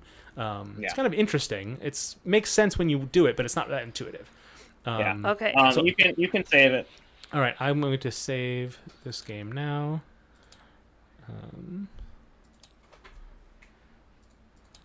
really tempted to just flip the table. Yeah. Somebody disabled that. It's true. Players cannot flip the table. Wait, that's a thing in tabletop? Oh, I guess players can flip the table. There goes that theory. Well, Told us we could. undo. I have tried to flip that table so many times. It'll all reset eventually. Will it? If you, Why not? There goes the table. Yeah, I don't think it will. all right, I don't know that it resets itself, Mark. You Well, have to hit the we're- back button. We're really lucky that I saved this just in Oh time, well. Okay. because otherwise, I mean, there is a back in time button. That's true. All right, there we go. So Okay. I gotta go in and Oh, change maybe this. he flipped it because he got a natural Oh, 20. these should not be this Oh. case. What should not be what case? So I'm for viewers at home. I'm looking at the permissions object here. Yeah, you just click an error for everybody else. Oh. Okay. And I need to turn off a lot of these things so that they can't, because again, all players have all powers generally, and that's very useful when it's kind of how the real world works. Anyone can flip the table at any time. but All right. that This why we don't is play board your games, Mark? roll. Whoever is Ooh. project leader, please reveal themselves. How do I reveal myself? Oh, just drag the card out from your hand. There you go. Perfect. Cool. Oh no. I gotta manage you guys. Yeah, basically. So your first order of business is to pick a torso. Based off of that, where's that cat?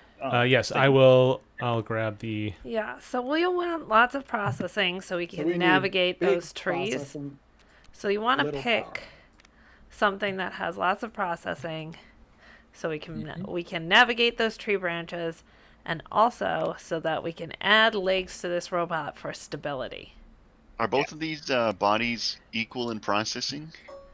No, and if you And flip we have them the over, there are backsides to look even at. more. Oh, and there's a backside. Yeah. Yeah. So don't pick D. This one has 4. Oh, you're flipping them both. Yeah, I know. Okay, there we I'll go. have It's three. I've now just made large copies of the objective for both sides of the table. Okay, so Cool. Thank you. Yeah, I like either of those. Okay. So where do I drop this? Inside this Oh, you bag can here. put it in the bag folding. Yeah. Yep, it's like the box. All right. Oops, I just took it out. Yeah, we're not going to use that as a we're not going to use that as that marker. Okay, Oh, we're sounds not. good. You can use this die. Yeah, we use the die. It's fine. Okay. So then you Okay. get to put down or you get to play your turn.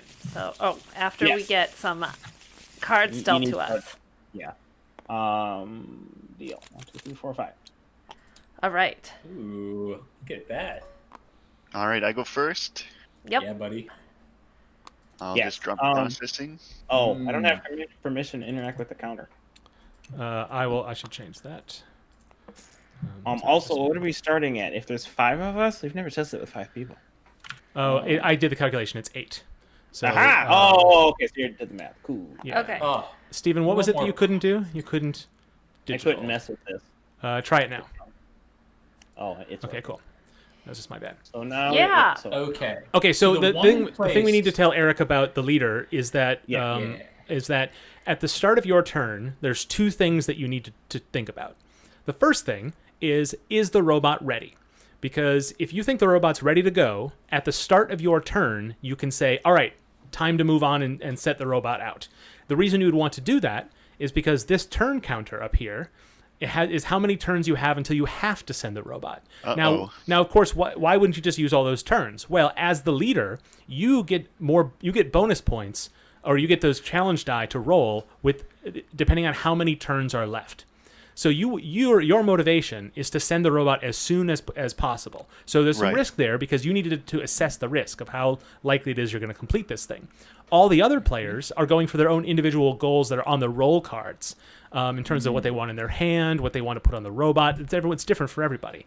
And so they may be trying to make the robot not viable right away, but then you can always call their bluff and just send the robot out. But so there's some team dynamics there. So that's the first thing you determine is the robot ready to go? Do I want to take this many challenge die if the robot succeeds?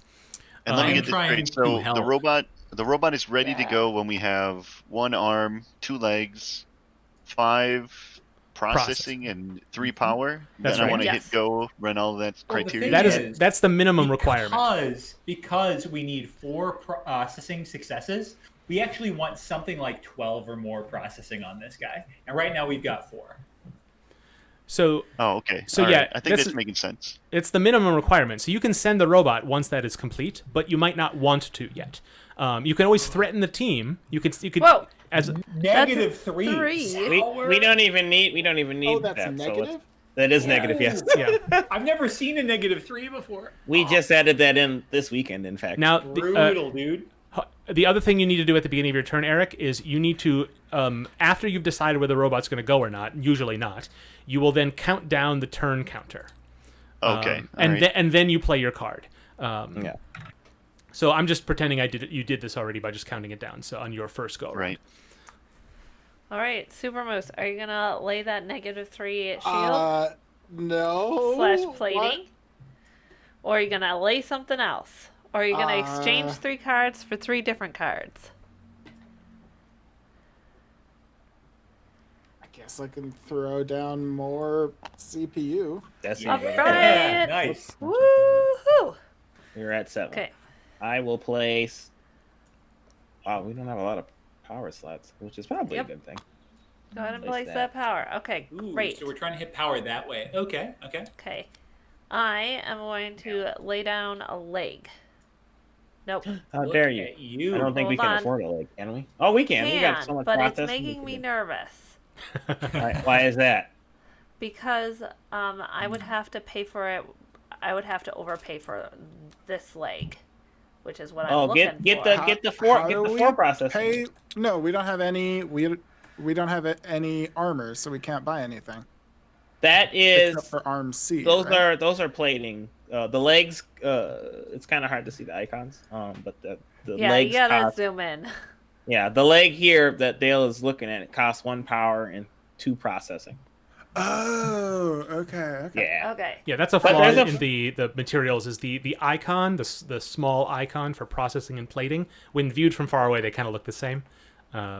So if it can throw you off. Okay, I'm gonna buy this arm then. There's a 4 processing leg that we could spend on Dale. Is that worth it? Because we need processing. Oh, we don't need armor. This is a good Yeah. one. Good point. And legs aren't even that good at giving us processing back. So I think we kind of want to buy cheap legs, personally. Yep. Okay, so we got to spend that battery here. So I'm gonna spend that battery. Look at you. Ooh, do we want to invest in any of these tools?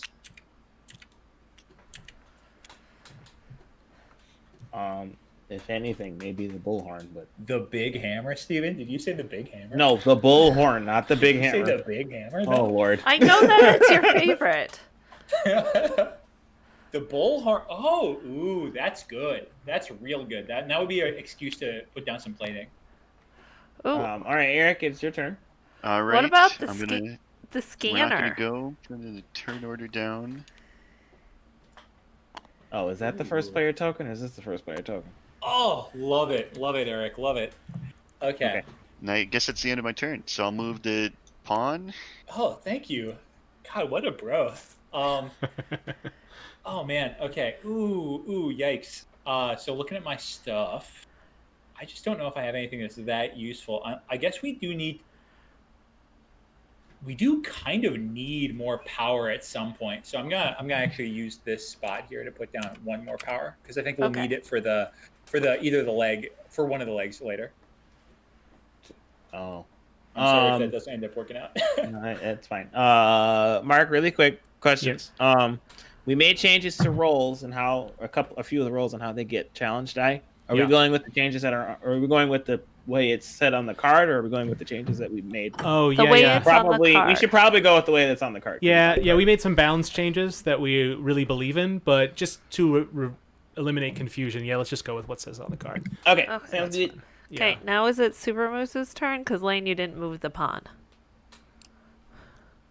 Yeah, like I could secretly message to the folks who have the roles that have changed, but let's not burden anybody with it. Yeah, that's fine. That's the thing I was Okay. really bummed about it, because there's we had a bunch of new peripherals that were really interesting.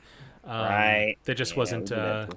kind of what we were talking about earlier about, like, we wanted to make this process as we built this game not have a ton of homework, which meant I had a couple days to make these changes, but it's not work time, so unfortunately it get changed. That's fine. Yeah, it's Okay, okay. It's okay. It's all right. Okay, I So you Cool. dropped that power in order to get us a cheap leg, so I dropped the cheap leg. nice. Sweet. Okay, we're down to 3 power. Oh, I forgot Okay. to draw. I want the scanner, people. Why? The scanner is useful because anything you put there becomes processing, And we need Oh. processing. Oh, wait. How and much it costs a lot of power. So if you have power in your hand, dump it on the Ew. robot, use it to buy the scanner. FYI. We only have 1 power slot though at the moment. Like that's why the bullhorn seems like it could be even better because that lets us use our plating slots. Oh, let me look. Oh, at we it. do. We still actually do need power. Is what? Yeah, that makes Yeah. sense. Yeah. That's okay. whose turn is Well, because- we're gonna get it's my turn. We're gonna get a leg. We're gonna get another leg, and all of the legs, all of Hey. the leftover legs have a power slot. So Yep. like we're fine. and we have the Dale, are you possible- going to get the scanner? Wait, does it I- work in your victory condition? That's another question. No, the scanner does not work in my victory condition, but I do have a 3 power, so I can either lay down that 3 power and somebody else can buy the scanner, or if somebody else has a 3 power, I can lay down the scanner and then put my 3 power in it next time. I have a 3 power as well. That's why I'm asking this question. Okay, whichever you like. All right, fine. Okay. Please don't fail me. Oh man, the level of trust in this community here. What the heck? There's my thing, and I'm going to get the scanner. Scanner. Can we afford that? I guess we can. Yep. Oh yeah, we can put it on an arm. I forgot we had an arm. Oh, I'm so nervous right now. Oh, nope. Flipped the wrong thing. There we go. We still need to put another leg on the robot in order to move on, so like we're okay. Yeah. If anything, Eric should be nervous because we're sucking up his turns. So he can use them at the end. I don't know. I think we've been playing this really, really tightly so far. Yeah. Well, Yeah, you've been moving really quickly towards Yeah. towards it. You guys didn't increase the concentration of threes, did you? This is just the fastest this has moved out so far.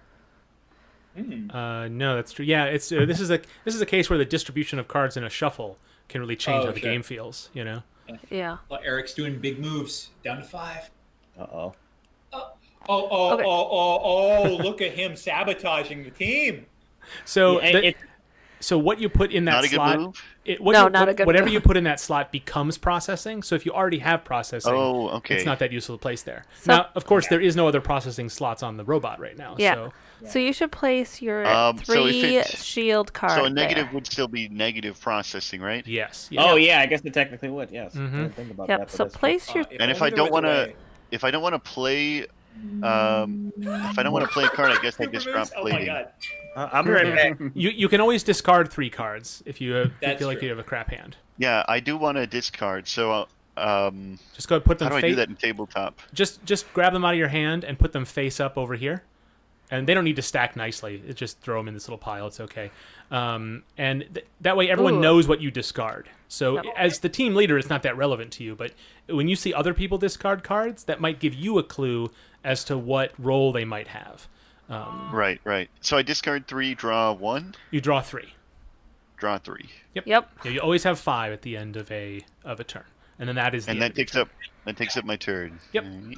Oops, Okay. I I forgot have to a move 3 it this time. I have a 3 plating that I'm going to put in the scanner, but I'll put it in later. I'm going to discard for now. Okay. Okay. Sweet. On to you. All right, so I got a question for. I have a recycle card in my hand Mhm. that lets Uh-huh. us pull cards back to our hand. Yes. Can I drop a recycle card like here to get Oh. our 3 power back face up? You can, in fact, and it goes into your hand, and Dude, that's awesome. then you can play it again later. So sometimes the use of a recycle card can be to target to get 1 card off the board, and sometimes it could be used to put in a place to get a lot of cards. But if a lot of cards Oh, sure. aren't that valuable, you know, Yeah. and you can always this flip a card to torso see what setup was under doesn't there, you have- know. Yeah. Yeah, This torso setup doesn't have the same power slots that the other ones do for Yep. recycle. Yeah. Yep. I do have a wild card slot, so I was going to place that down at some point, probably on the torso. Okay. Well, we got a lot of armor to do that with. Yep. Okay, it's my turn. I guess the Amazon delivery got here late and they couldn't get in, and so now they're just delivering it straight to my door, which is convenient. Is this some sort of metaphor for the big thing you're about to deliver onto the board? Okay. Do we have enough for this leg? 2 processing? What's the other one? Yeah, if you want to spend a 4 lot of processing. Yeah. I mean, we're gonna need to spend some amount of processing, right? It will take. We don't have any other processing right now, and I don't want to spend the scanner processing. So let's do this. I think that makes sense. All right. That Slick. we're gonna put this here. I'm gonna flip Oh man, this one. I'm about to flip. There we Oh go. my About God. to flip. Cool. Okay. And then I will draw. Oops, not from there. Dang, we are down to 0-3, really cruising for Eric Savvy's play. I mean, we've got plenty of time to get more stuff. Oh, done. sure. Yeah. I will be back again. 4 Okay. dice is not that bad. Okay, Not bad I at all, actually. am going to place my Oh, sick. thingy card. Dalek. All right. Ooh, okay. I did not draw a good card. And I have 6 cards. I drew 2 accidentally. I'm gonna put this one over to back and then randomize. Unbelievable.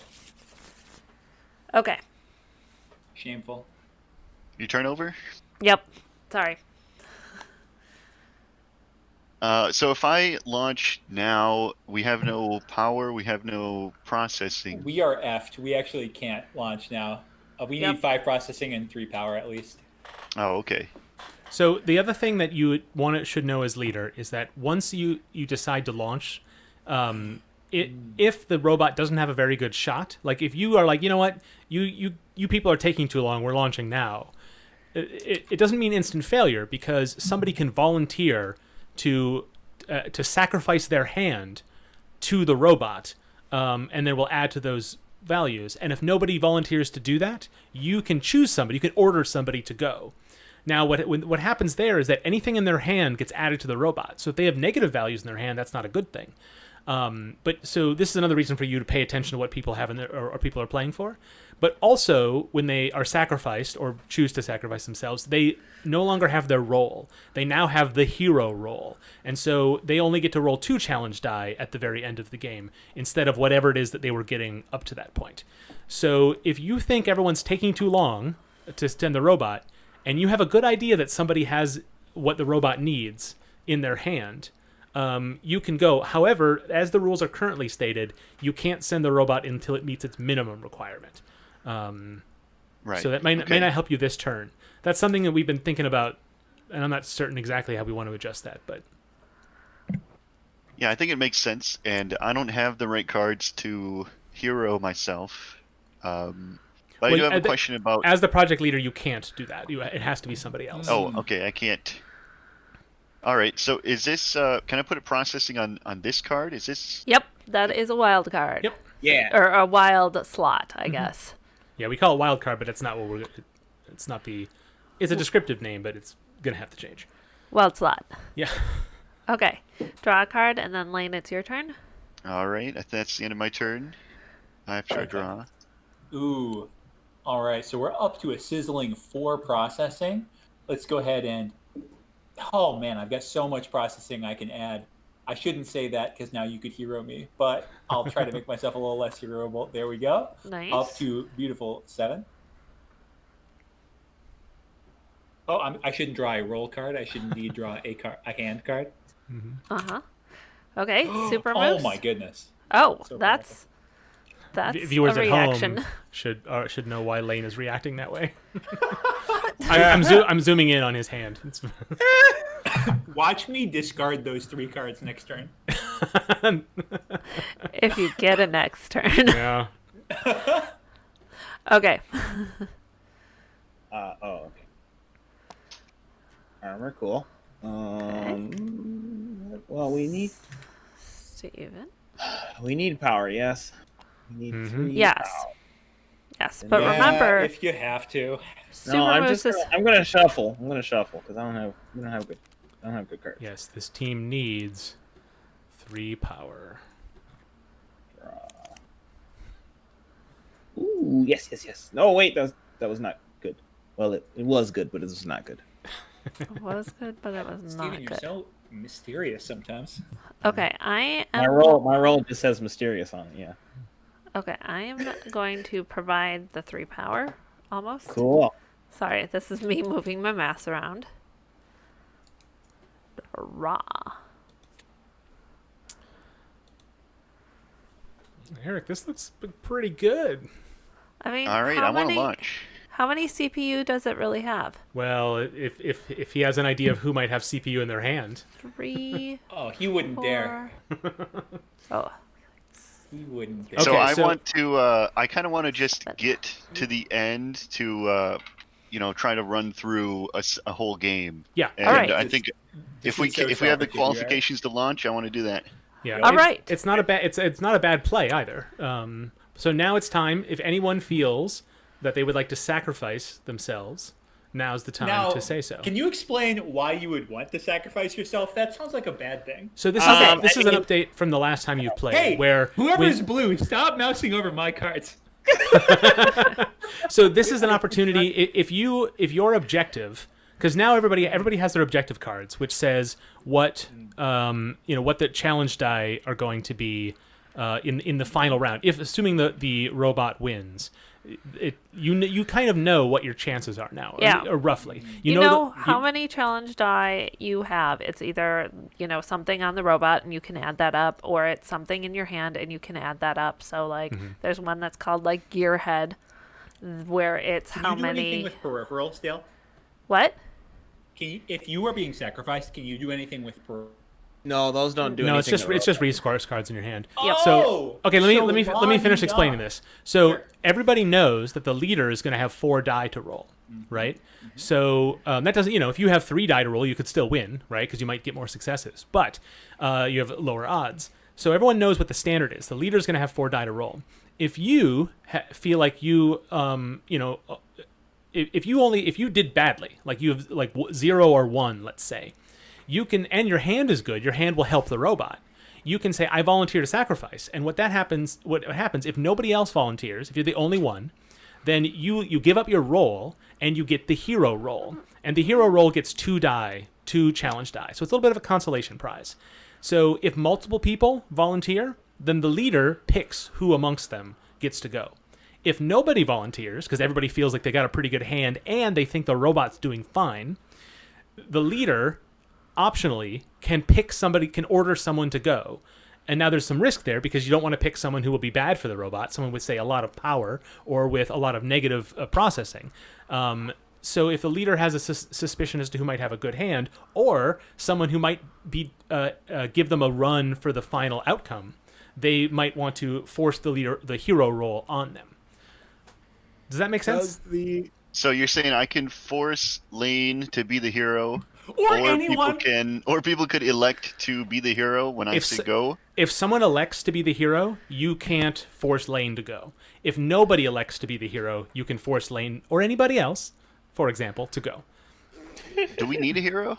Yeah, I think we do. No, we really do, because processing 4+, we're not going to hit that unless we have like quite a few more than we have right now. The odds are not in our favor. The So challenge if I have a 1 in 3 chance of being successful. If you have a pretty good chance of winning the game, but you know your hand is what it's going to take for the robot to win, you know what? Maybe you'd want to sacrifice yourself, even though it means you might not win the game. Can somebody explain to me processing 4? What is that end game criteria? Okay, so this is a challenge die, and you get as many challenge die. In this case, when you roll a processing check, you roll as many challenge die as you have processing. So you'd roll 7 of these, and it's okay. So it's a 1 in 3, and that's why people are saying 12. Yeah. Yep. So you certainly could get 7 successes, but the odds are not high. Right. I choose Lane. With a sacrifice, your Well, cards first, have to go is in. anybody volunteering to go? When you sacrifice, your cards have to go into slots. I'm sorry. No, they don't have to go into slots. They just get put into the robot.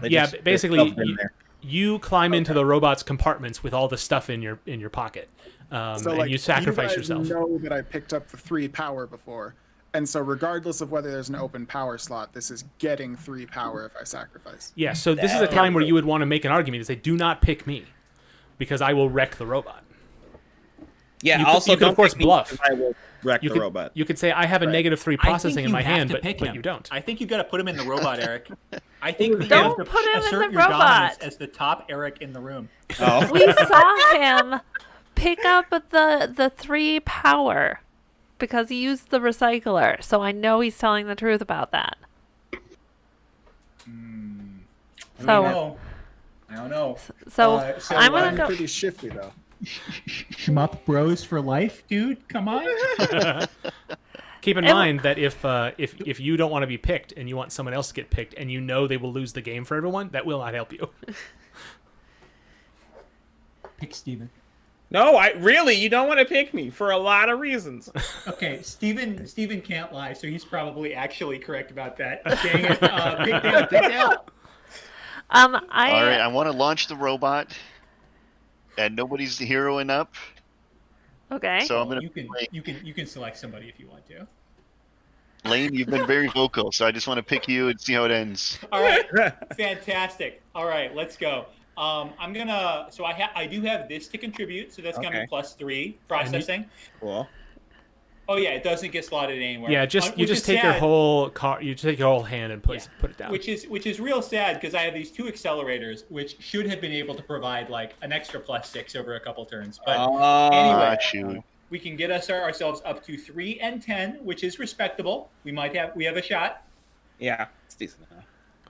And so, Lane, you now have the hero role. So if the robot wins, you still have a chance at victory. Okay, so we have. Cool. It's we not have as good as 10 Teeth Grinder, but processing. it's something. No, Teeth Grinder would have gotten you what? 4? 6. 6. Okay, and we've adjusted those numbers, but yeah, it seems a little strong. Yeah. But whatever. Okay, okay, so here are 10 die Yeah. to roll for our processing. Lane gets to roll because he is normally the leader rolls the die, but if you're the Yes! sacrifice, you get to be the one who rolls. All right. I've heard that the more times you hit R before dropping, the higher your chances are. All right, and then let's also give it some English. Oh my, they're gonna roll off. Well, okay, you should have told me that before I did it. That's right. how physics works. Like, Okay.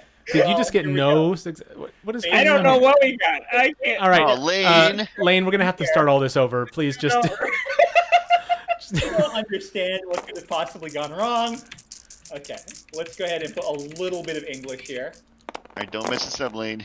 There we go. One, Boom! two, 3 three. successes is what we wanted, right? No, we needed 4. Wow, you were really close. Actually, you were really close. That was close. Yep. But no dice. Team loses. The kitten is stuck in the tree look. forever. Yep. Oh no, poor cat. And the city of Boston is real sad. It's just so sad. Well, okay. Okay. Well, now it's a little cute post-mortem time. grandparents now. What was everybody's roles? What would you have gotten? Okay, I'll go Impatient first. assembler. Ooh. I was So how gonna m- put the head on next turn. How many I would've parts did gotten you put on the 3. robot?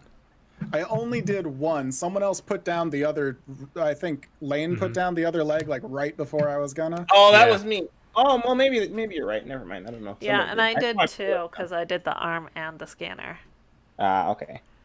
Oh, and Steven, you were doing pretty good. Yeah. You're a weekend was- hobbyist. You I had was these trying 3 to collect peripherals. all the peripherals, yeah. And I you had had that negative processing. But I You had had- the negative. I told you, don't pick me. I was warning you. Okay. Okay, and Oh, I Steven, had... did you hold on to that just so you would be a worse? No, I actually got it the last turn. Okay. I would have held on to it the whole time, though. Dude, that is devious. Yeah. Yep, and I was the parallel proctor, so I had 2 CPU in my hand, so I would have rolled 2 challenge dice. So Dale had a motivation to never play processing, Right. even though it's what this mission required. Yeah, but I will say, I did make good choices, and I didn't have that many Yeah, processing anyway. So I would say, I think that Eric, you could have let the game go for 1 more turn, but I think it was probably a pretty good play to go when you went, because you still want to win. You still want to win the game, and considering what everybody else had, they would have put you in a good position to win. So even though you might have been a bad leader, you were a good player. All right, so Mark, Congratulations! we got I to guess. figure out how we want to budget our time, because we have our final designer is actually in the chat with us right now. Hello, Lemon. But we might want a little bit of time for some comments on Roboston. So however you want to divide things. Yeah, ideally, I'd like to do another round, but it doesn't seem like we'll have time for that. How long will our next game take, do you think? I want to make sure we can start that on time. Yeah, so feel free, Lemon. Yeah, I think, a game would be, let's see, depending on the amount of players, I think a game probably would be about 15 to 20 minutes, would be my guess. Okay, So well, we got 45 minutes, so let's say we have some time to do some postmortem here on Roboston, and then we'll have time for postmortem on the next game as well. So 5 to 10 minutes discussing Roboston. Yeah, if that sounds good. Okay, so What did you Eric's. think of the game? Which Eric? Eric's. Either of you. You are the two new players to this game. The game hits you real hard and fast in that I only had like 3 turns. We only had 3 turns, right? Yeah. Like 3 turns total. So I didn't realize at first, like I was need 4 to be turns. dropping a leg every single turn if I want my points. Oh, Like yeah. I need to take the bad legs. What was the Just- total? just So what, I'm- Lane would have had 6. You would have had 3. Steven would have had. I would have had 6. You would have had 6. Wow. Um, And I would have had 2. Eric would have had 4. So you would have been in the running, but it would have been you would have done yourself a huge favor if you could have gotten a second one on there. Yeah. Yeah, because like And- that first turn, I think I dropped power instead of I could have dropped a leg that only took processing. Yeah. I could have just dumped our processing instead. Yeah, one of the things So I think I you learn probably from should playing have this game more more of than this. once is that sometimes you just got to be selfish, and you have to sell Yeah. it as being selfless. You have to be like, oh, Which this is is all I've got in my hand. cool. You know? Yeah, that's different than a lot of other like betrayer games and stuff where it's sort Mm-hmm. of a slow simmer and you wait for your moment to strike. Yeah. It's just like I'm gonna play stupid but claim I'm playing smart. Yeah. Yep. And of course, you do got to keep a secret, because if you're too vocal about what you got going for you, you can get picked to climb into the robot. Right, yeah. Mm-hmm. Another thing is the turn count differs by how many players are in the game, and I think this is Yeah. maybe our first time playing with 5 players, so Yeah. that's interesting, and that might just be something you learn over time playing with more players. You got to get on your objective real fast before somebody else Oh, yeah. builds all the limbs. Yeah, it's a case of balance too. Like there are some roles which are really useful when there's fewer players because there are more turns, and that's not something that's we've been able to really figure out yet. I think we're kind of okay with it being not perfect, but we haven't done enough testing. Certainly not with 5 players, so it's hard to know exactly how much of an imbalance it makes if you don't have all those opportunities. You know. So, Eric, Sadie, how did you feel having leadership thrust upon you? I really didn't like being the leader because I was trying to still learn, and I'm like trying to figure out, what even the gear card does. So Yeah. trying to do the lead was it worked out pretty well. At the end of this game, I feel like I now understand everything, and it was a fun game. So I think if we What? played this again, I could see myself playing this several times and having a good time. Yeah, it does kind But of if Project Leader was like elective, like the Monopoly banker, where like your Yeah. dad just does the banking all the time, maybe I think- that would be better. But I can see both sides. I think that. this is Stephen. You can maybe elaborate on you've not fought me on this, but I feel pretty strongly that leadership, because it's the cliche, like leadership is thrust upon you. I feel like that should be a core tenet of the game because of the cooperative, competitive aspect of it. But I'm perfectly comfortable with a house rule. Do you know what I mean? Like anyone who owns the game can be like, I'll just be leader. It's fine. Like Yeah. I have no trouble with that at all. But I feel like it should not be an official rule. But really, thematically it's only thematically is the reason. Mechanically, because I like the idea of someone who doesn't want to be leader having to be. I think the disadvantage you had is anyone has when they're being leader for the first time they play. That Yeah. increases the friction of any first time you play any game. So I think that makes sense. It might be worth having a note say, if you've never played the game before, it's okay to reshuffle if you could draw a leader, But and then of course let people just have their own house rules.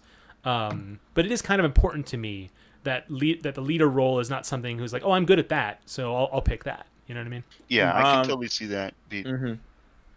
Yeah. I mean, from my perspective, I like the idea of leadership being thrust upon you. But in practice, even when we are doing playtests internally, we have picked somebody to be leader before. So that is to shuffle leadership so we can get more data. I know, but like even for that reason, like it feels. I don't know that it. Yeah, like will a table of friends be like feel the same motivation we had, or the same outcomes just for different reasons, just so that everyone has a chance to be leader. I could see that Did it happening. get explained?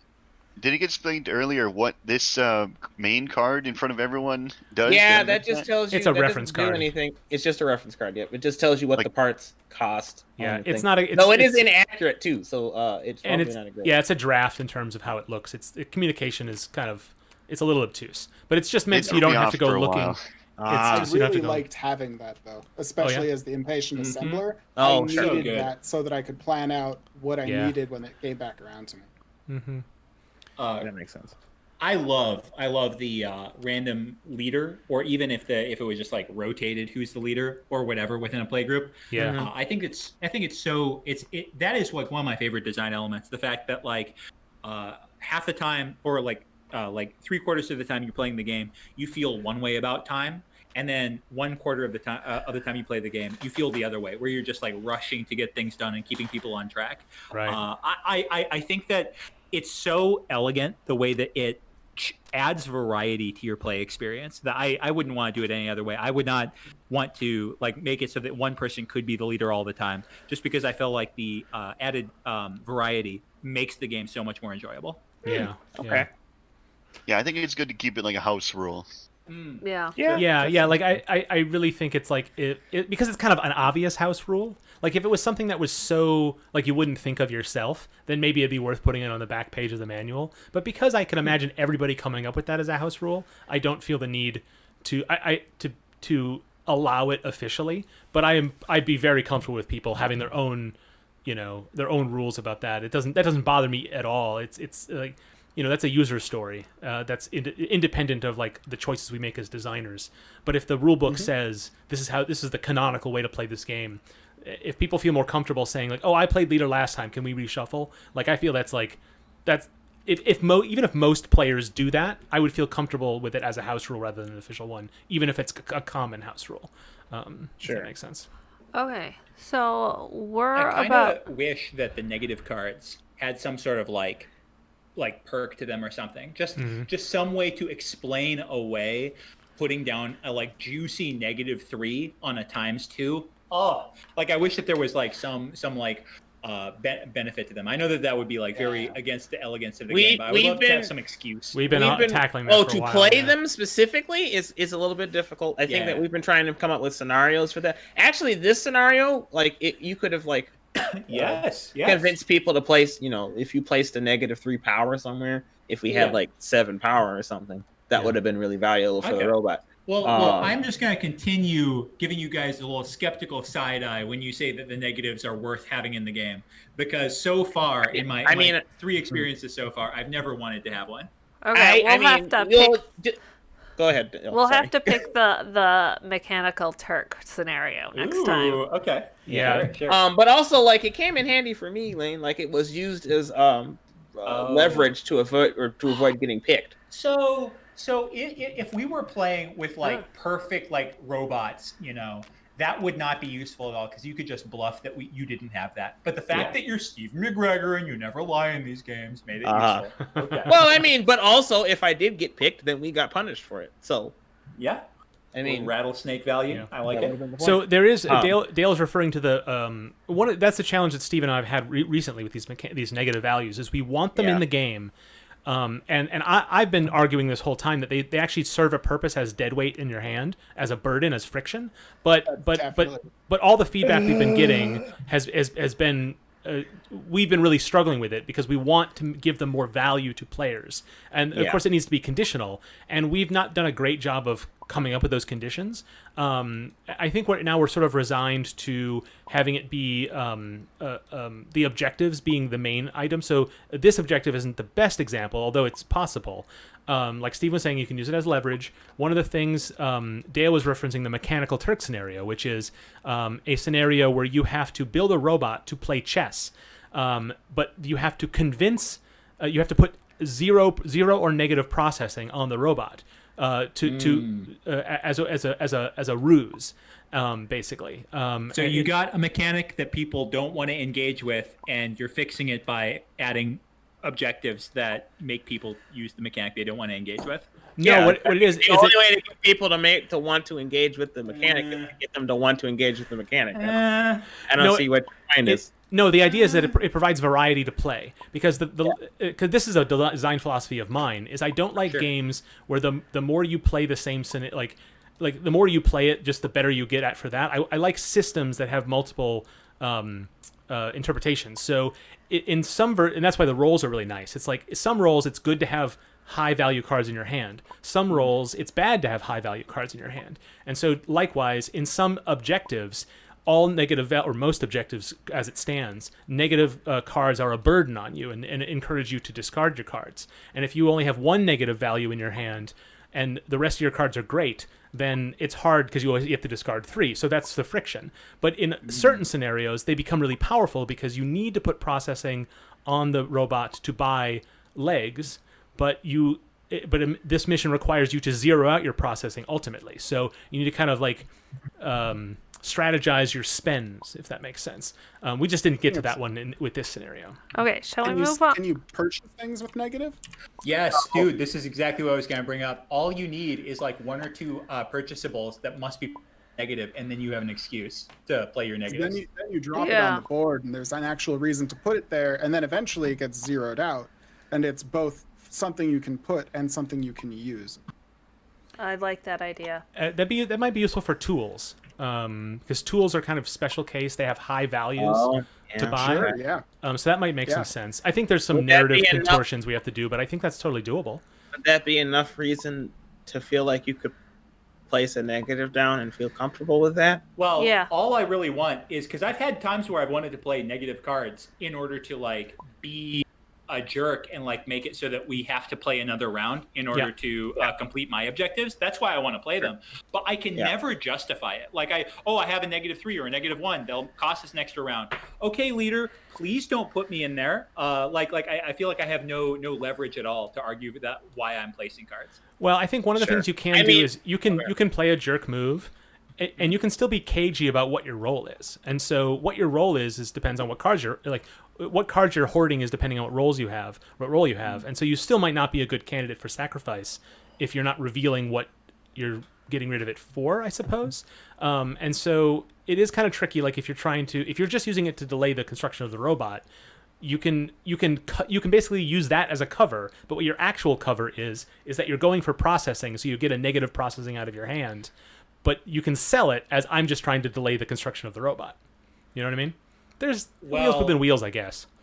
You can just choose to discard 3 cards from your hand at any time, so that excuse doesn't actually work. No, I actually did this in 2 separate playtests where I was going for gears, and I had 3 gears in my hand, and then I had a negative card, 2 negative cards, and so I either had to play a negative card or discard 3 cards or play a gear, which I didn't want to do.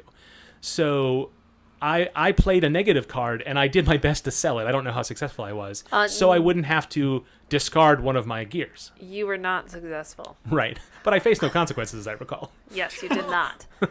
I was not fooled by you. So as I'm sure that we have a lot more to talk about here. But I think we're up to the limit now, Yeah, I was going to say, Mark, flip the table, and then let's bring up the next game. Okay. All right. Love it. Good game. DMOP. Thanks for playing, but it was really, really good to get 5 players. This was really nice to see. I think it shows some of the limits of it, but also I think it held up all right. I'd like to think. What's the end goal? Do you want to print fun. this and make it a real board game? Yeah, our goal was to take it, basically have it in a position where we could pitch it to a publisher. And whatever that means, and that means it doesn't have to be perfectly balanced. That's why I put a lot of effort into its presentation, because that's part of the sort of the pitch process. Right. Even if a lot of those assets will have to be recreated either way. I don't think we want to take it to Kickstarter ourselves. I just don't think we have the capacity for it. We're video game designers principally, so we just don't know enough, and I don't know that we're interested in learning the ropes. But it would be nice to put it in front of some people who might be interested in taking it to market. Definitely. So what game is next? I'm gonna hop off. My headphones came in, and I want to mess with them. So. Ooh. Okay. But thanks for having me. Mm-hmm. Thank you, Steven. Later. Bye. Yeah, Bye. thanks, Steven. Nice playing with you, Steven. Lane, I don't know a lot about our final game. Why don't you go ahead and introduce it to everyone, including me?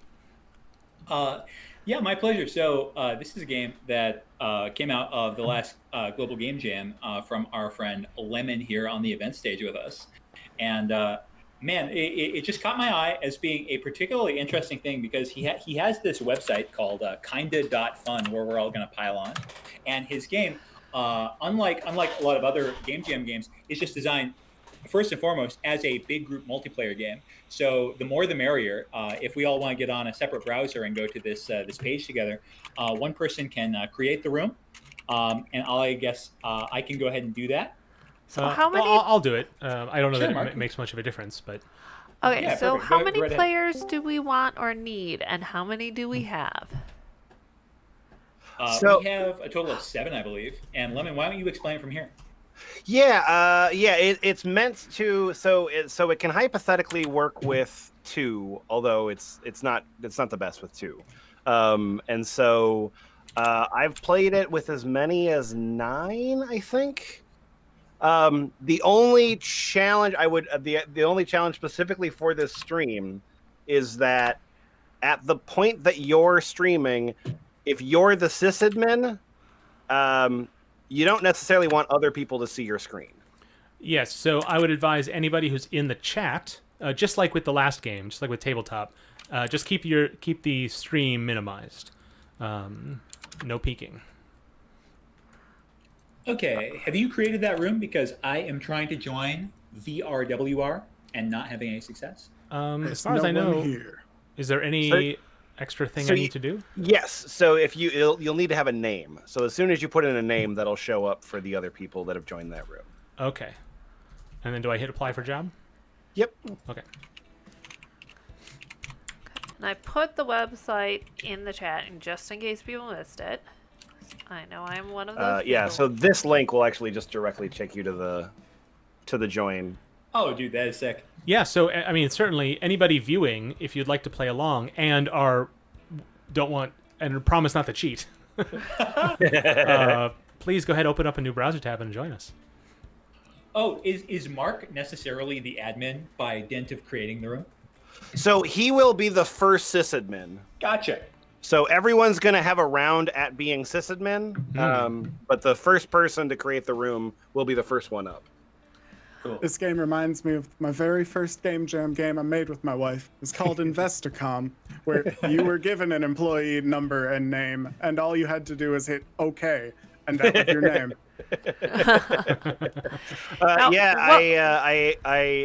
There's actually the employee number does nothing. It's just I wanted you to know that you were just one cog in a giant machine. Oh, perfect. Yes. So are we ready to start, or do we want to wait for any more folks to file in? Okay, so Oh, we got Charles in the room. am I in? You are. Oh, okay. I don't see Number myself. That's 331 confusing. 33017. So I gotta say, art direction on this is perfect because I will tell you, I used to work at a company, and that is definitely like the picture minus like the brightness of the lights that was on our recruitment page for the Minneapolis location. Yeah. It might be the same photo. It was a royalty-free photo of Minneapolis that I found. Yeah. So it might be. All right, we ready to start? Oh yeah, but I mean, the longer that you hang out in the lobby, the more likely you are to hear the terrible guitar solo that happens at some point. Cool, I'm going to hit that start button then. What? Well, we don't have a lot of time left in the thing, is my reasoning. Okay. I do want to, in isolation, hear that guitar solo, though. All right. All right, so Mark, you are Yes. the sysadmin, Mhm. and the rest of us are employees. We are just cogs in a machine. Right. So the only thing that we want to do is create a password. That's it. That's our whole goal. That's all we want to do. Mark is going to try to make that difficult for us. Yeah. Okay. So... Oh no, please don't use this example because I don't know any albums that Bjork has sung on. I don't know what anyone else is seeing right now, and I don't know what I should be able to say. Okay. So I see something that says "Please wait," and on Oh, the and I can left spend side, to... and it says "Please wait for Mark to finish creating password rules." On the left-hand side, in purple on my screen, it says, Your password must be an album that Bjork has sung on. Hint. Solo albums, side projects, soundtracks all qualify. EPs and singles don't. Before entering a password, you flying must pig already. type secret. Look at the flying pig. Oh my goodness. Passwords are case sensitive. Your password rules are being created by Mark, your friendly and helpful system administrator. I'll be the judge of that. The flying pig says, "Hello there, I'm the flying pig, and we're going to figure out a great password together." And the pig is wearing sunglasses. This is just a completely nuts amount of like flavor that you've put into this Game Jam game. This is great. All right. So the very last thing that you've got there, Mark, is, and you only got a couple seconds. If you put a bug in, and one of us types in the bug, well, there we go. Okay, we're good to go. I didn't click set. Did Yeah, it? your time ran out. You had 90 seconds. Oh, okay. So now. The second counter was there was something moving underneath the list of people, so I didn't actually see it. Yep. So I mean, I've got one, but I'm gonna wait for y'all. Ooh, all right, that's great. That's got great. one. So these rules are actually the rules we're going with? Okay. Dale can't spell. Is Google allowed? Google is not allowed. Or I guess. Oh, hurry up. Okay, well, Crap. Specific. I'm going to use DuckDuckGo then. There you go. That's very Oh my privacy God. conscious of you. Okay. Oh. The round is over. Your passwords have been sent to Big Corp middle management, who finds them lacking. A new sysadmin will be named to help create better passwords. Oh, thanks. It's So true. so what happened right now is Mark got points for every second that went by without us being able to create passwords. Super Moose got 100 points plus 20 points Holy for being the crap. first one with the No password. way. Mhm. Good job. And then I got 100 points for getting a successful password. So, Good job. what were the successful passwords? Well, there's a bunch. In fact, because first you set up the category. Of No, I'm saying so I can see what people guessed, but I can't see Yes. what people guessed correctly. You will not be able to see that because there is a final round where that all comes into play. I see. Oh. Okay, cool. Oh, All right. Mark, what was your interface? Did you type in rules, or did you select them from like a list or something? I had a list that I could select from, and there's a you'll see it when you're a sysadmin. You can hover over, and it tells you what it means. And so that's Okay. probably what took me the longest is getting a sense of what the rules meant. Sure. And then at the end, there's an opportunity to add something else, but I ran out of time before I could do it. So you'll see that when you get to it. All right, so I'm up Lemon next. is playing. Yep, so I'm up next. I'm going to be setting a challenge for you all. Ooh, Okay. Good. It says, Alright. "Please wait." I'm so glad I have all the Bjork albums memorized now. Well, I have the problem of I call them by whatever I You were think trying to of come them. with Vespertine, but you said Velacero or something. Yeah, it's the sexy one. That's- That's what okay. I call it. They're all pretty sexy, but that's the sexy one. Yeah. Okay. It is I'm gonna clearly type the in sexy one. amethyst here. So I've just spent some points demanding a letter. I'm going to spend additional points trying to crash the system. So if you type in the Dang. password I'm thinking of, the system will be crashed. I'm gonna type in amethyst.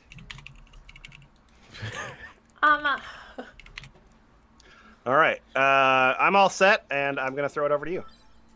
Okay. Oh, wow. You got me. Yeah! Oh wait, Mark crashed us. Yeah, because I don't know how to spell amethyst, and it's the only one I could think of, even though I was almost certain that was the bug. Source file. F this. It'll work for now. Wait, how long are we stuck here?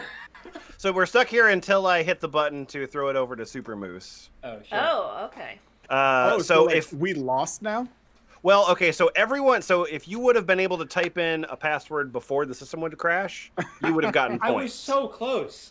But because couldn't Mark even crashed type it in before anyone anything. else was able to do anything, way to go, Mark. I know I did it on purpose because I knew I would not be able to come up with one, and so but I knew that one would crash it. So to prevent Oh. anybody else from getting points, I tried it. nicely done. Wait a sec. Okay. Is typing something in a side thing and then pasting it in allowed? I mean, that's what I See did. why not? I think that's I Is that think what you that's did, all right. Mark? Yeah. Beautiful. I was wondering how you did that so fast. 'Cause I know you type fast, but I don't think you type that much faster than me. Not quite that fast. Hmm. Oh, I don't know. I mean, if I can't use Google, there's no way I'm going to get this. Okay. Oh my goodness. I got it. Google's not allowed. Okay. I'm gonna type in Applejack. Okay, well then I'm not going to type in Applejack. No, I'm gonna super type in Applejack though. You don't even know how That's many. what I was That's. I think that's the only one I've heard of. So I'm gonna type that in too. Good thing I'm gonna type in rarity because that's not allowed.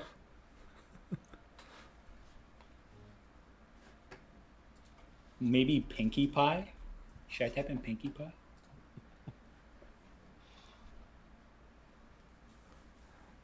What? Am I supposed to be hearing you all discuss things? Because I can just type bugs in faster than you type it in. After Yeah, go ahead, buddy. Yeah. You got lots of points to spend on bugs.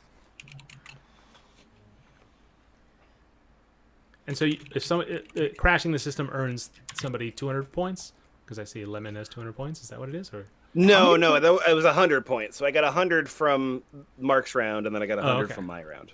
Oh, so then I definitely want to crash the system. If I know I don't know the answer or know somebody else is going to get it and I won't, then I absolutely want to crash the system because it will grant somebody else, but no one else will get. Oh.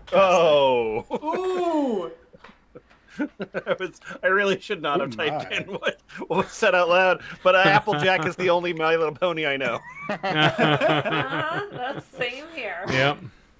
Ooh, fuck it, this will work for now. .asp. I think Lane was able to paste it in faster than I could. Relatable. Yeah, snuck it in with Fluttershy. Oh boy. I was so close. Okay. Oh my goodness. Do they have to be unique to each other? Yes. So if somebody Okay. beats you to their password, that also won't work. Does it cause a crash if that's the case? Nope. It just won't allow you to do it. Okay. Makes sense. Okay, your password Oh my rules goodness, I know are still... nothing about these categories. Okay, let's go with this one. Okay. Okay. Ooh. All right, I feel 7 okay F about to that one. spend. Ooh. I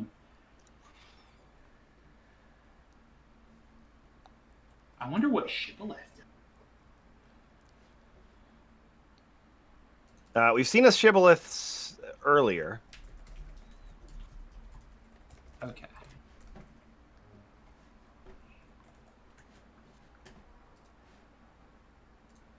It's the most realistic hacking movie in the world, Swordfish.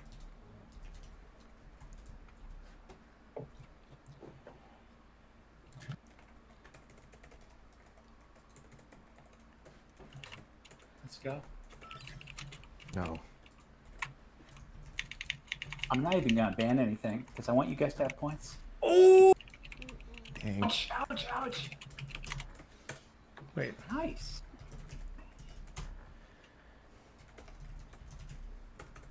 Good Oh, job, nice. Eric. Operating system and Lemon. How is Lemon so good at this? Finally game? got in. Oh my gosh. I'm my. so bad at this. Nice effort with Bugs Bunny, not a Hanna-Barbera cartoon. I'm sorry. Oh, Reed's turn. I'm so looking forward to this. Oh no. The trivia master himself stepping up. So we're playing this all like we were saying, like should we be able to hear each other? I can imagine this game being absolutely no fun unless we're on a Discord server or in a room together. Right. Yeah, super agree. Yeah, I mean, you could hypothetically play it where you wouldn't talking to people, but that would be boring, I think.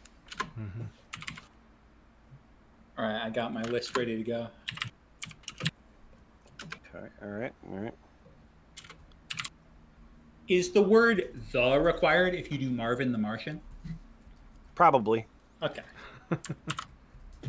Just wondering.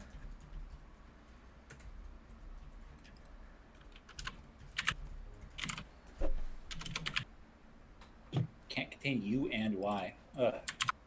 There go the two that I have. Now, that's actually great for this one. Wow. Mm-hmm. Don't make me count vowels. Wait, what? Oh, you jerk. Reed, how do you have such a master of Looney Tunes characters? You're like 14 years old.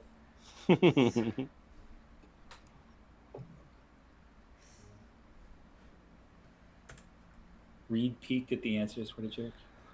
So you can define the rules. Too. Oh, so you can that's see. cool. Oh, okay. Oh, no, you... You want to do I that need to first. think about right? that. Read that. You just took Foghorn Leghorn from me. You are the worst. Foghorn Leghorn was mine. Boom! Ah, What?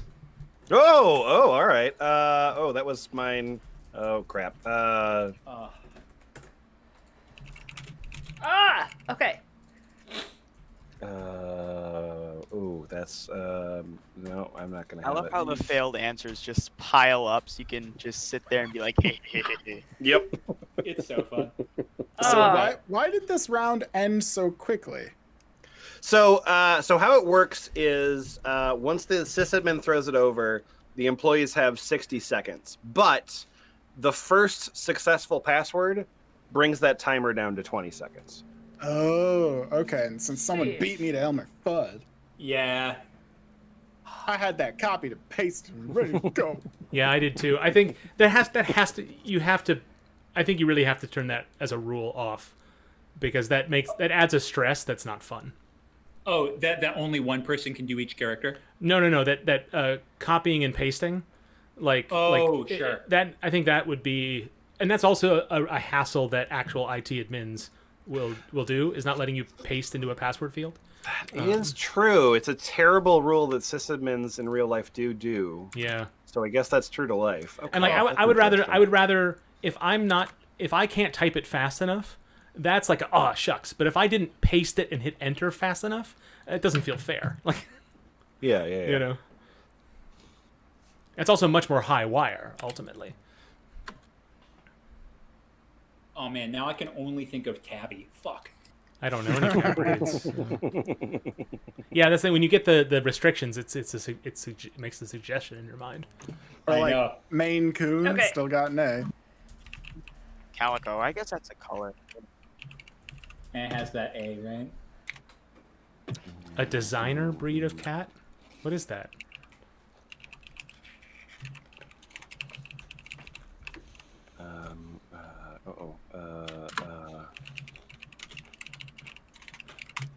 Nope.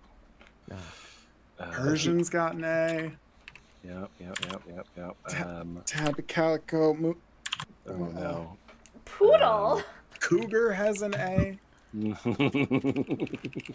Crap. Well, somebody got one. I mean, does it have to be a house cat? No. Oh, It must be a designer breed of cat. That's not one of the restrictions. Is that just a... Okay. It would be nice to see I know it's maybe not to the theme, but like seeing the possible answers would be interesting. Yeah. After it's over, just to get an idea, because like once the thing is over, it's like okay, I didn't come with one, and I walk away with nothing. Like I don't know what anybody else said. I guess that's coming later, right? Yes. So maybe that's interesting. Now we're talking. Well, that's not fair.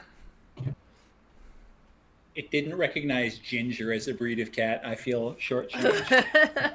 I put black, and that was not a breed of cat. The classic breed. I'm gonna write a letter. Like I tried like tiger. Figured that's kind of designery. I mean, after watching the Tiger King, they're quite good pets. I tried tiger also. Oh my god. Stop thinking of Tauros. Okay.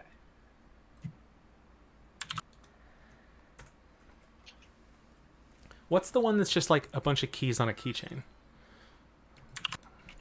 Woo! Bunch Oh of wow, keys. fast.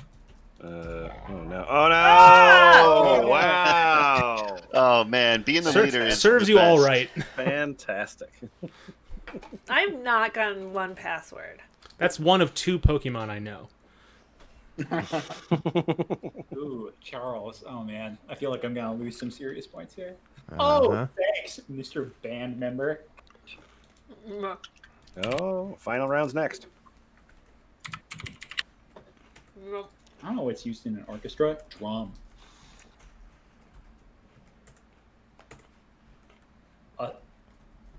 Vocal cords.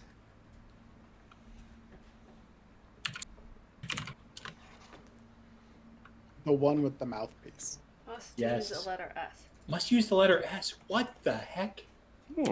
All right. Oh, fine. Use the one that you know how to play, Charles.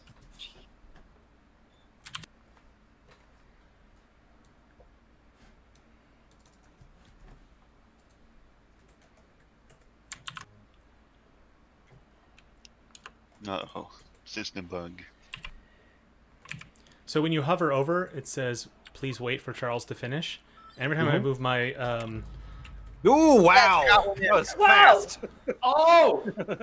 Yes, I thought so. So I did bassoon. Yes. Oops. Sorry, guys. I broke it. This is the final round. Now it's the final round. real quick, every time you move your mouse away, the little warning goes away, and then I quickly go, "Oh, is it time?" That's a little weird. Oh no! Me talking so much is going to be a problem now. Have you successfully? Okay. Ah. Oh, we get some clues. Cool. Well, it's not diamond.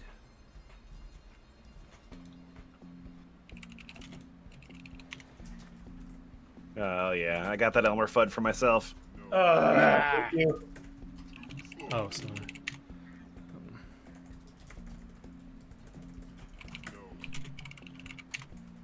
Stop taking my points. Stop it. I said stop. I even saw what the Hanna-Barbera cartoons are, and I forgot.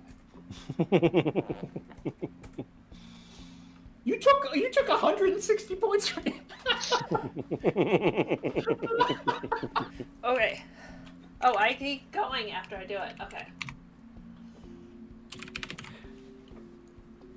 This is honestly just playing the round over again.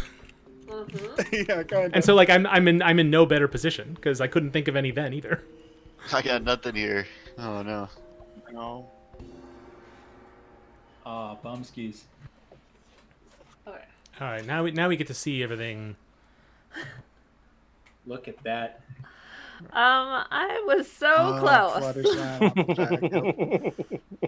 So, okay. So like this is gonna come off as a bit of like a sore losery type of thing. But I do sort of feel like my one like sort of negative thing about this game is that last round really punishes people who talk a lot during the game. And I'm feeling like that's probably not a good thing for a party game. Just a thought. Okay. I'm very upset by the fact that the Jetsons one is not a thing, and it was Jetsons. Oh, really? Oh, no fair.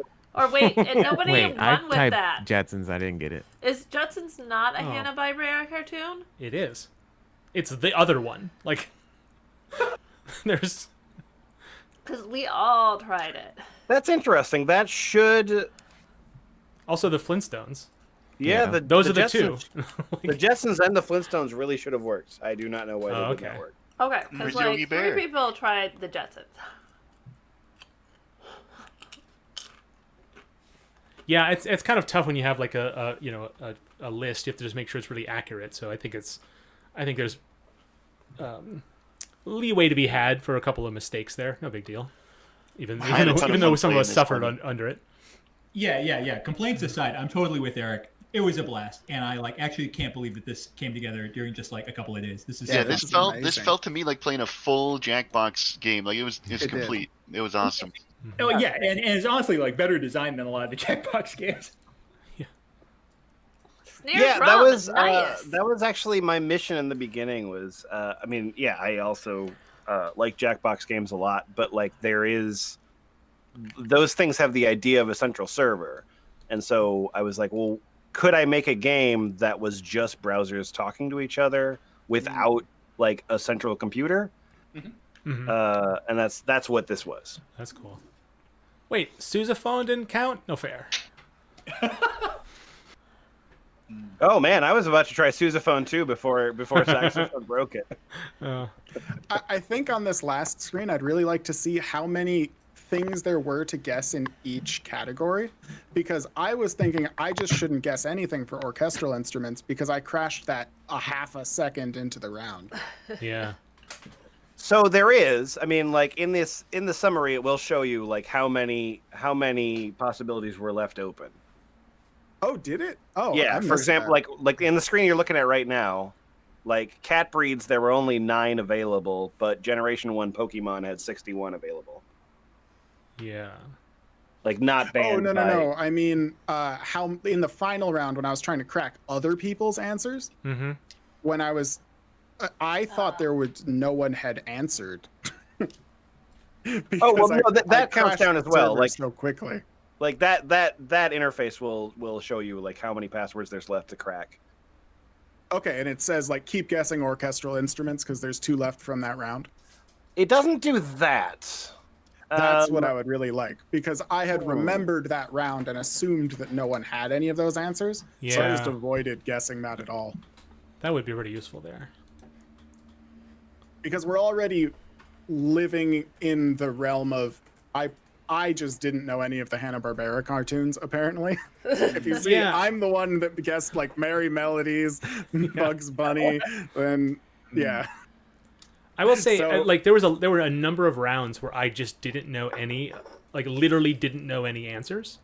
And I'm like, then I have no strategies to guess. So it's kind of ultimately a trivia game where just sometimes you're gonna get Right, like yeah. over a little bit or a lot. Why was the only cat is Sphinx is a cat breed? Yeah, it is a Yeah, hairless apparently. cat with like really big ears. And that is Oh, how watching. That's what I have. It might ruin the elegance of this page, but I am curious, like, what was Utopia a clue for? What was Volnicura a clue for? Like, I'd be curious if I could like maybe mouse over these and see what they were, what round they were from. Okay. All right. Sure. Oh, for the ones that were cracked. For the crack. If you just scroll up, you can see. I mean, you have to cross-reference it yourself, but you can. Oh, okay. Or okay, because it's a browser, you can just search. Okay, cool. You know, you can just Control F. Oh man, now I get to see what everybody else. Oh, this is hilarious. Evie for Pokemon. Evie. Don't judge my bad answers. Yeah, the amount of misspelled answers in Pokemon was surprising. Wait, so Elmer Fudd was cracked by 2 different people? Or I see. Wait, what does this mean? It was cracked twice. Let me see what we're looking at here. So this is in the last round. I think. Yeah. So 6 passwords are cracked. Elmer Fudd, and then there's so Lane is listed at the bottom for both, and then 2 different people are listed at the top. Does that mean that Lane entered it once and cracked them both, but that couldn't be the case?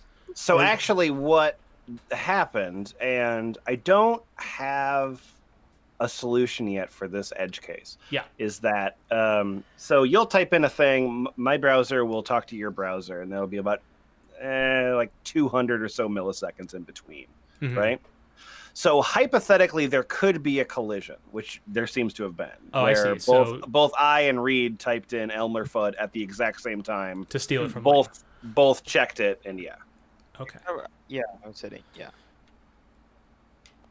All I'm Yeah, hearing yeah, is that that's I true. should have 40 more points and Lemon should have 40 less. And that's a consequence of not having a central authority. Yeah. Every browser is its own general authority, and then I hate to say this, but the solution is actually a kind of a blockchain approach where everybody no, not an act proper blockchain, but everyone submits and then it's passed around to everyone. You know, like, it could be on a ping or something. Mine. No, I just mean to say that everybody has the results of everybody else's entries, and it's just on a ping or something you check, and so you don't award correct answers. Well, you until would. 10 milliseconds have passed. What you're describing is what happens. It's just that happened. Like, there's not, and I think that I gotta kind of figure out something that gives you an immediate response to you typing it in without having that. So my computer would know the correct passwords, and then my computer said, "Is Elmer Fudd okay?" And it went yes, but then immediately, like, another record showed up. Right. So the solution would be that everybody. So when you enter a cracked password, it timestamps your guess, and then every 500 milliseconds, it checks everybody's latest guesses, and it. Do you know what I mean? And then it only awards it. So it just on a schedule, it checks to see if anybody had guessed any of the cracked passwords, and then that lets wouldn't have all solved this though. And the only thing that would solve that would be something where it actually gave one of us the points and then retracted it from one of us. I'm just saying delay awarding the points for Sure. a little bit. Yeah. Yeah. I mean, you do that without it being so long that it feels like a delay in the interface or something. Sure. But yeah, and then it also depends like how long is the lag between users? I don't know what real world, you could have a half a second or longer between players in some cases, and it wouldn't necessarily want that to break the game. Even though it's time sensitive, you want it to be a little flexible, right?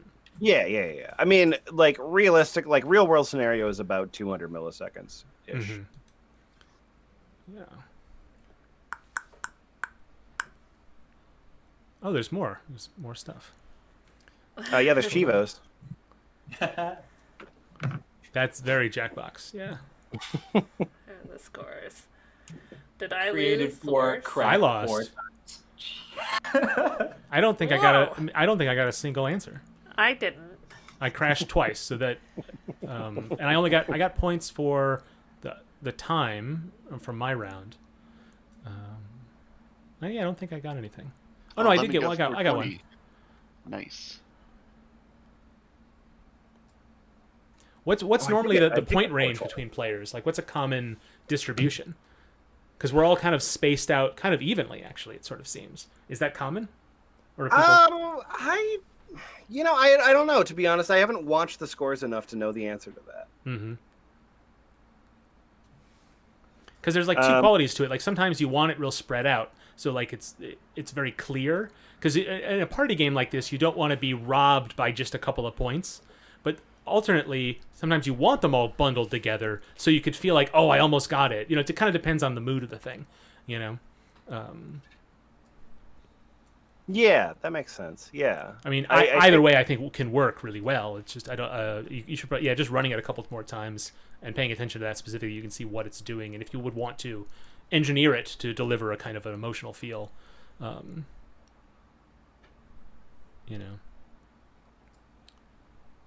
Yeah, I think the like the spread that happens at the final round to kind of like not only award but also subtract points, like widens that gap more, and also would favor somebody that that didn't get passwords in the earlier ones. Sure. Yeah, I do super like that part of that mechanic. How do you mean? Oh, just that it should let the lower scoring people take points away from the higher scoring people. But the only regrettable part about that is it means that any sort of like smack talk of like, oh, I got this answer, you're discouraged from doing. No, I don't think that makes up for it, because the reason you don't have a lot of points, just speaking from it, the reason I didn't have a lot of points is because I didn't know a lot of the answers. So being able to make up for it by then later knowing more the answers, I don't think that's a plausible catch-up mechanism. Mechanically, it is. Right? Yeah. Okay, I see that. Yep. Like that's definitely the frustration I felt in that last round. It's like, oh, it was almost just like a reminder. Like, you didn't know any of them? Do you still not know them? Yeah, that is true. I mean, in some of them, it was I knew one, but it already was used by somebody. Yeah, that never really bothered me. I think because there were a couple I guessed that either were already guessed, or in the case of like the Jetsons, I just assumed somebody guessed it already, so I felt as if that was why I didn't get it.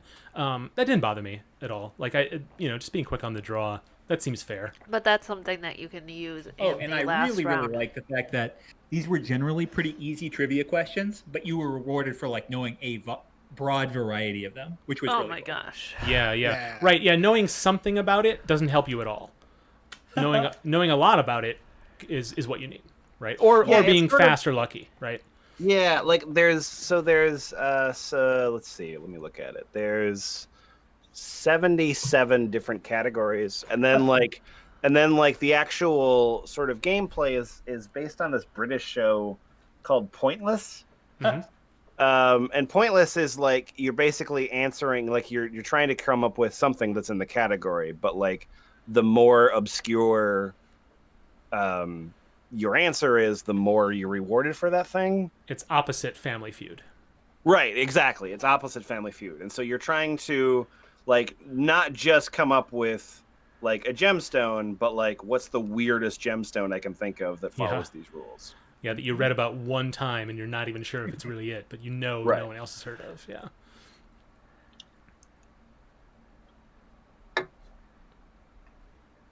Well, we just passed 9 o'clock, so we are over time. But if there's no reason to turn the lights off, if we have more to chat about, I don't know. You want to do another round? Everyone, I mean, other than me, I think everybody liked it, so I think we should do another round. It was a ton of fun. Okay, I think Super Moose does have to bow out here, though. Yeah, I got to take off too. Eric, you guys have been super chads joining us. Yes, thank you. Yeah. It's so much for Yeah, no problem. Your Yeah, presence thank has you. hanging really, out really with the boys. benefited us for sure. Yeah, it was great. Thank you. Thanks, buddy. Yeah, thanks for doing this. Thanks for having us. Yeah, always, man. So if I hit play again, will it just you have the same? We'll just make a new room. I think it'll actually bring you to the new room, join room split.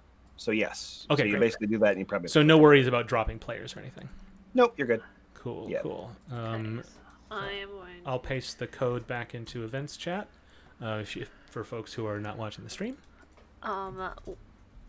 You should just say it aloud for people who have minimized it because they're not cheating. XJPE.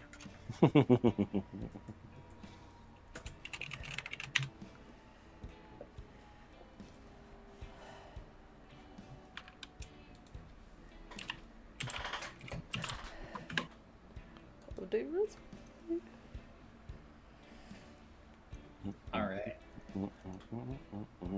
One thing I would suggest is instead of making the host go first, because there's no real reason you need to make the host go first, other than maybe I'm guessing that was just an arbitrary decision.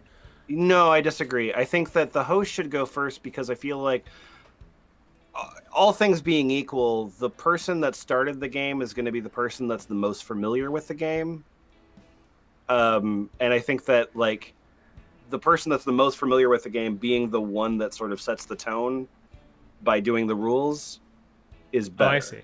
I guess I'm thinking of like a Jackbox game where you have like people over to your place. Not that that's a scenario we can do right now, but you have people over. You're running Jackbox on your computer, right? You're not taking turns doing that. So if you have a bunch of friends and you've played this, everyone's played this game 100 times, but you're the person who's setting it up. It seems kind of unusual to make that person always be the first person who goes. I think the thing that I've like kept in my head the most is like sort of the barrier to understanding that I end up doing. I'm trying to make sure that I like because a lot of the games that I do literally are explained in a sentence. Yeah. And so doing something with like more rules like this, I'm trying to make sure that like everyone knows what's going on. Mm-hmm. And so that was another effort in trying to do that of like, right. Because if you're the person that knows the most, then you probably should be the sysadmin first. Sure. Everybody ready?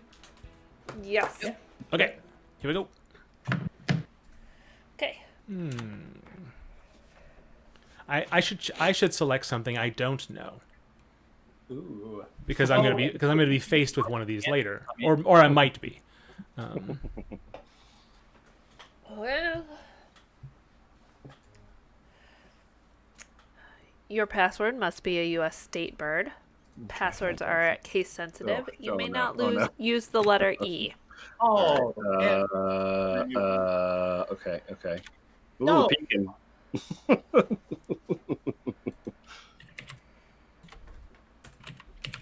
Is that one? Oh, okay.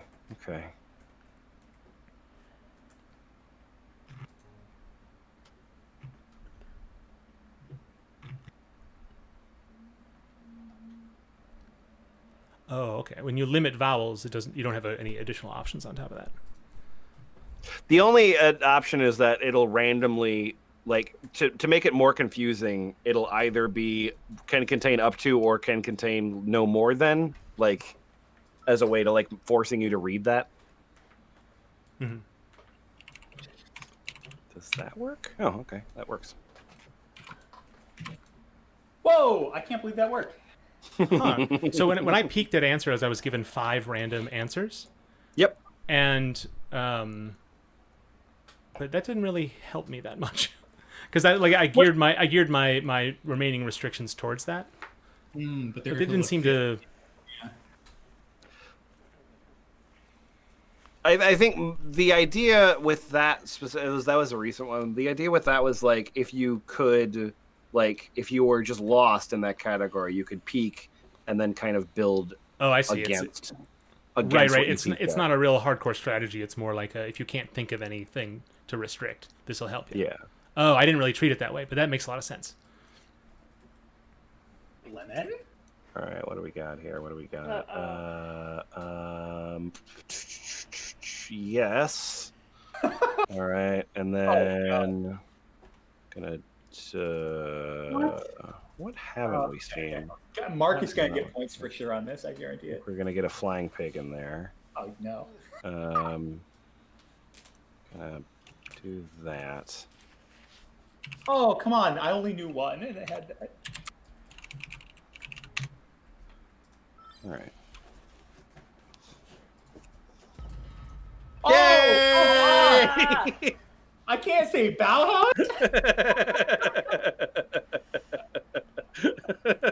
Well, at least I denied other people from getting points. Yeah, with that E thing, you took away Art Deco, which is the only one I knew. Yeah. When So, I thought about it, I was like, if someone's going to type in Bauhaus, I know for a fact someone's going to type in Bauhaus if I can make it happen. So I know like 6 of these. So like it's pretty frustrating. Like that's the We were typing in brutalism right when this happened. yeah. Okay. Oh man. Oh, and you get points because no one entered it successfully, right, Lemon? No, I get points for a crash. For a crash. Oh, okay, makes sense. So I don't get point. Yeah, it's not necessarily points for a lockout. All right, time to type in Djibouti.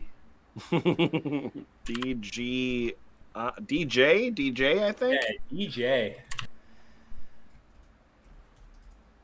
Alright. I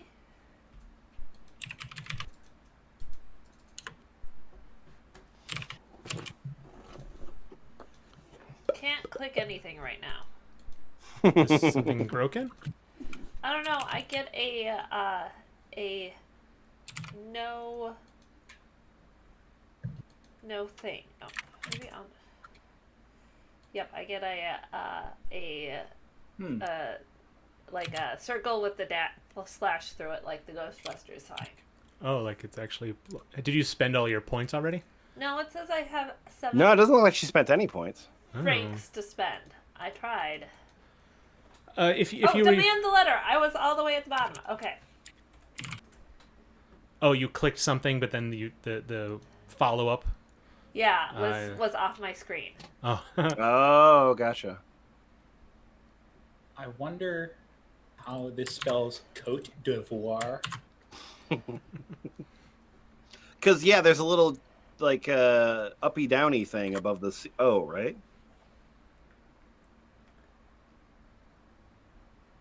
Yeah, I think so. Oh no! Well, there goes the Democratic Republic of Congo. Ooh, yikes. Yeah, I wasn't gonna risk on that one because I didn't know how it was in the actual thing. Good thing Sao Tome and Principia works. Nope. Oh no. How about Burundi? How about the Gambia?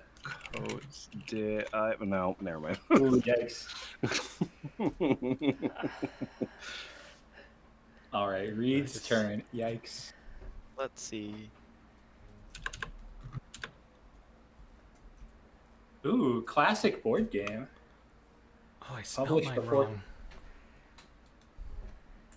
Now, okay. Oh, classic in this case. Very helpful. Oh man, I've got my answer.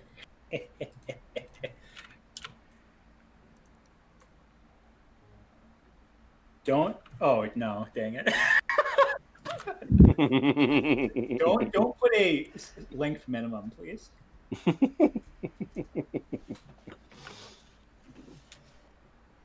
Oh, hurry! Oh! Wow! Ooh, that's a really Serious game. thin needle. There goes shoots and ladders. I guess that was already. Well, yeah, shoots and ladders is way gone.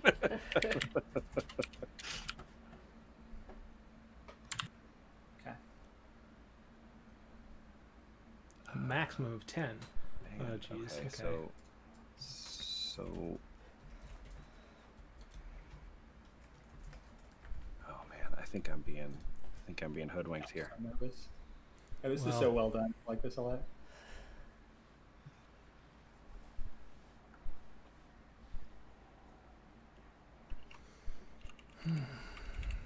It's like in Jeopardy when if like you're like a hand on the buzzer, but you can't hear Alex reading and you don't know when he'll finish. When you do a system And bug, he laughs maniacally at you. Yeah. Jeez. part of the game. Woo! Thank goodness. Dale, on the board. Very nice.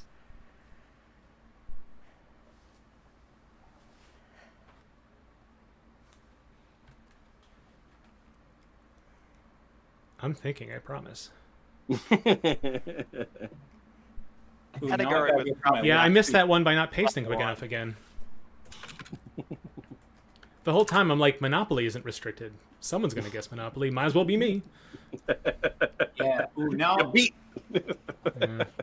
I gotta think of what did Dale and Lemon get points on so I can take them later. Yeah, great I question. was thinking I should have bugged Monopoly. Oh. Yeah, bum skis, bro. Yeah, that was the only one I could think of from 7 to 10. Thought to myself beforehand, I'm going to bug Monopoly, and then I didn't. All right, time to try something. Well, I'm definitely motivated to. Ooh! I like that. All right, I like that. Flying pig will help us all.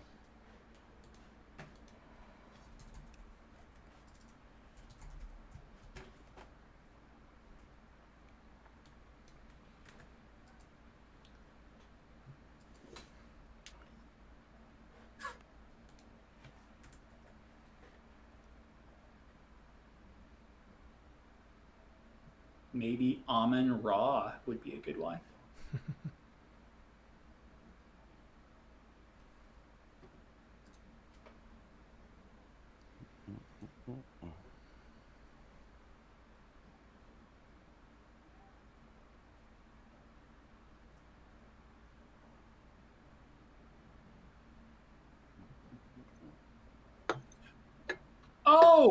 Oh my goodness, my whole strategy completely fell apart because I didn't hit the right button. Ugh. I think the competitive, like entering quicker than another, that's the thing I dislike the most about this game. Yeah. Like, I think if we all just had a chance to make one guess, and then you have to then there's a risk involved, right? But right now we have multiple guesses if you get one wrong, but like committing to something, but then also just like competing with others on time, like having a limited amount of time to enter, I think is a good stressor.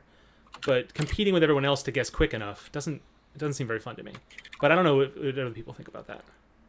So my mistake there was I didn't like start it immediately. What I was trying to do is choose things as quick as possible and then click onboard, but I missed the last click. So I was looking at that because you threw everything in. Then it was like, oh. Total blooper on my part there. But I hopefully that would have at least been a different flavor so that Mark could like see what that's like. Mm-hmm. Ooh, an Adobe product. No, Mark, no, I don't want Mark to get more points.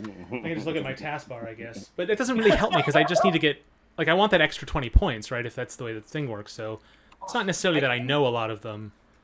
And if I do, it doesn't help me a lot either because like I knew a lot of those architectural styles, but somebody crashed it. So like I just don't have a lot of confidence going in. Like even though like this is totally one of my areas, but like it's too bad that Charles was going to put a bug on Photoshop. That would be a huge problem. Yeah. Well, there's definitely going to be a bug on Photoshop. Well, that's enough of a reason to not put one on there, right? Is Flash an Adobe product? No, it's called Animate now, right? Well, actually, it does allow discontinued products, so Flash would have worked. But gonna you type cannot in- use the letter A, which like all mine have in it. Wait. Does it say you can't use the letter A? Because I'm not Sure seeing does. it. Yep. Yep. I am. Yeah. Okay. I'm not seeing that rule. Really? Bullet point number 3? I and E. Bullet point number 3 is passwords are case insensitive on my view. Really? That's interesting. That's interesting. Huh. Yeah. Yeah. A little weird. Okay, but good to know. Good to know. That strikes off a couple. Crap. That's gone. Oof. Yes. No. Adobe does too. No, make that's me gone. encoder. That's gone.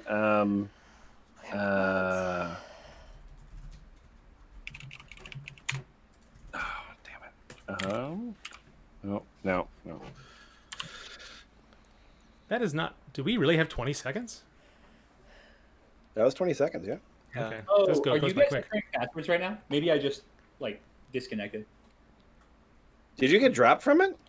Apparently so, because mine Oh. is still saying please wait. Oh, mine says the round was That's- over. Oh, mine does too. surprising.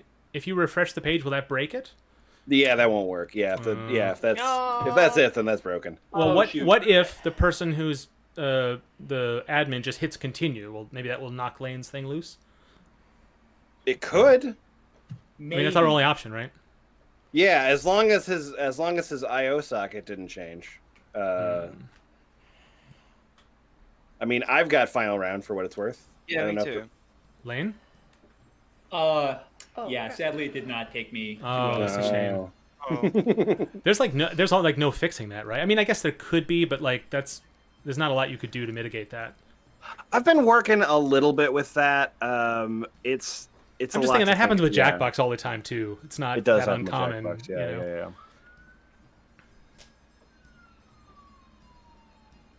Well, for a small moment, I had more points in a trivia game than Dale did, so I felt very good about myself.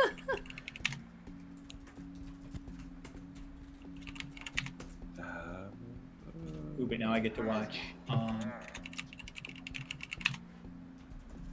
Somebody should type in Burundi, because that was my African country. Apparently, I don't know how to type Burundi. Oh, no. Burundi. Burundi. Burundi. I was saying Burundi. stolen from me.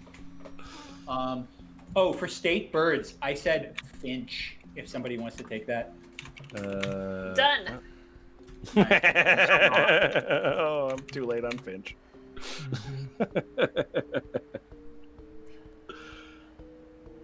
Somebody already stole Monopoly, right? Oh, yeah, absolutely. Oh, yeah. Oh, man, I got goose egg on that round. Dale cleaning up. Amazing. 440. Nicely done. Ooh, a I robin. stole it Lightroom, nice. myself. We are pretty spread out again. Apparently, you can steal passwords from yourself, so that's a thing. What? Yeah, That's and, funny. and- yeah, and it punishes you if you do that. Oh, does it? Self-pond. Crack their own password. Huh. Oh, right, because you get fewer points than you got originally. Right? Yeah. Okay. Overpass. You Wait, still Lemon's came in Monopoly was secure, but my Monopoly wasn't? Outrageous. third. What? That's right. I cast a little spell on mine. Ooh, one thing that I would maybe want to say is if you did manage to disallow pasting, I don't have any idea how you would do that. But what that would do is it would probably make it so there would be less collisions.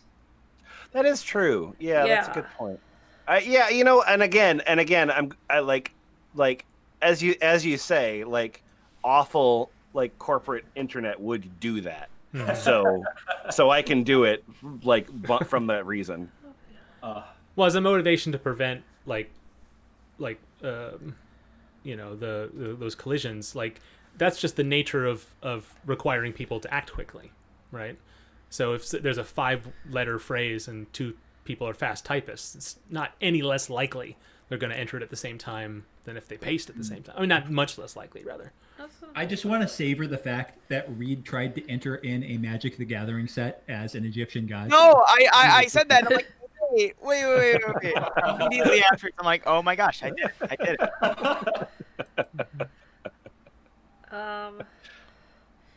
Yeah. Media encoder, beautiful. Yeah, everybody was. It didn't follow the IE rule, but it also told me it wasn't an Adobe product, which I know better. Yeah. Is it one word? No, that's just what it's called. I'm just gonna put in. I mean, it was against the other rules, so it's not like it was owed to me or anything. Yeah, like all the A's was throwing me off, and then Yeah. I was like, okay, I'll just put in Photoshop, assuming it's, and it will end the round because it's bugged, but it wasn't! Oh man! No, the Flash makes sense as the bug. I could see because the thing is Adobe including discontinued. I think that seeds in your mind because it was recently discontinued. So if I'm making that password, I would put that as the bug too because I would guess that somebody would enter it. Charles, I gotta say, Stop Thief is a great answer for classic board games. I'm sad that didn't work out for you. Yeah. So there were 21 possible answers to this board game one. That's kind of incredible. Yahtzee was. Oh, but okay, yeah. I didn't even think when I about look at the Yahtzee. answers, I don't think I recognized like That's not quite. 4 of them, or a fair Yeah, chunk well, of them. there's a lot of them. Yeah, I think the the thing that I'm the most trying to fill out is to make sure that because the thing does live and die on its categories. Yeah. And some of the categories are less definitive than I would wish they would be. And so I've been trying to hope that people will. I mean, because obviously this is all open sourcey GitHub-y kind of stuff. So I'm hoping that people will contribute stuff over time to kind of flesh that out.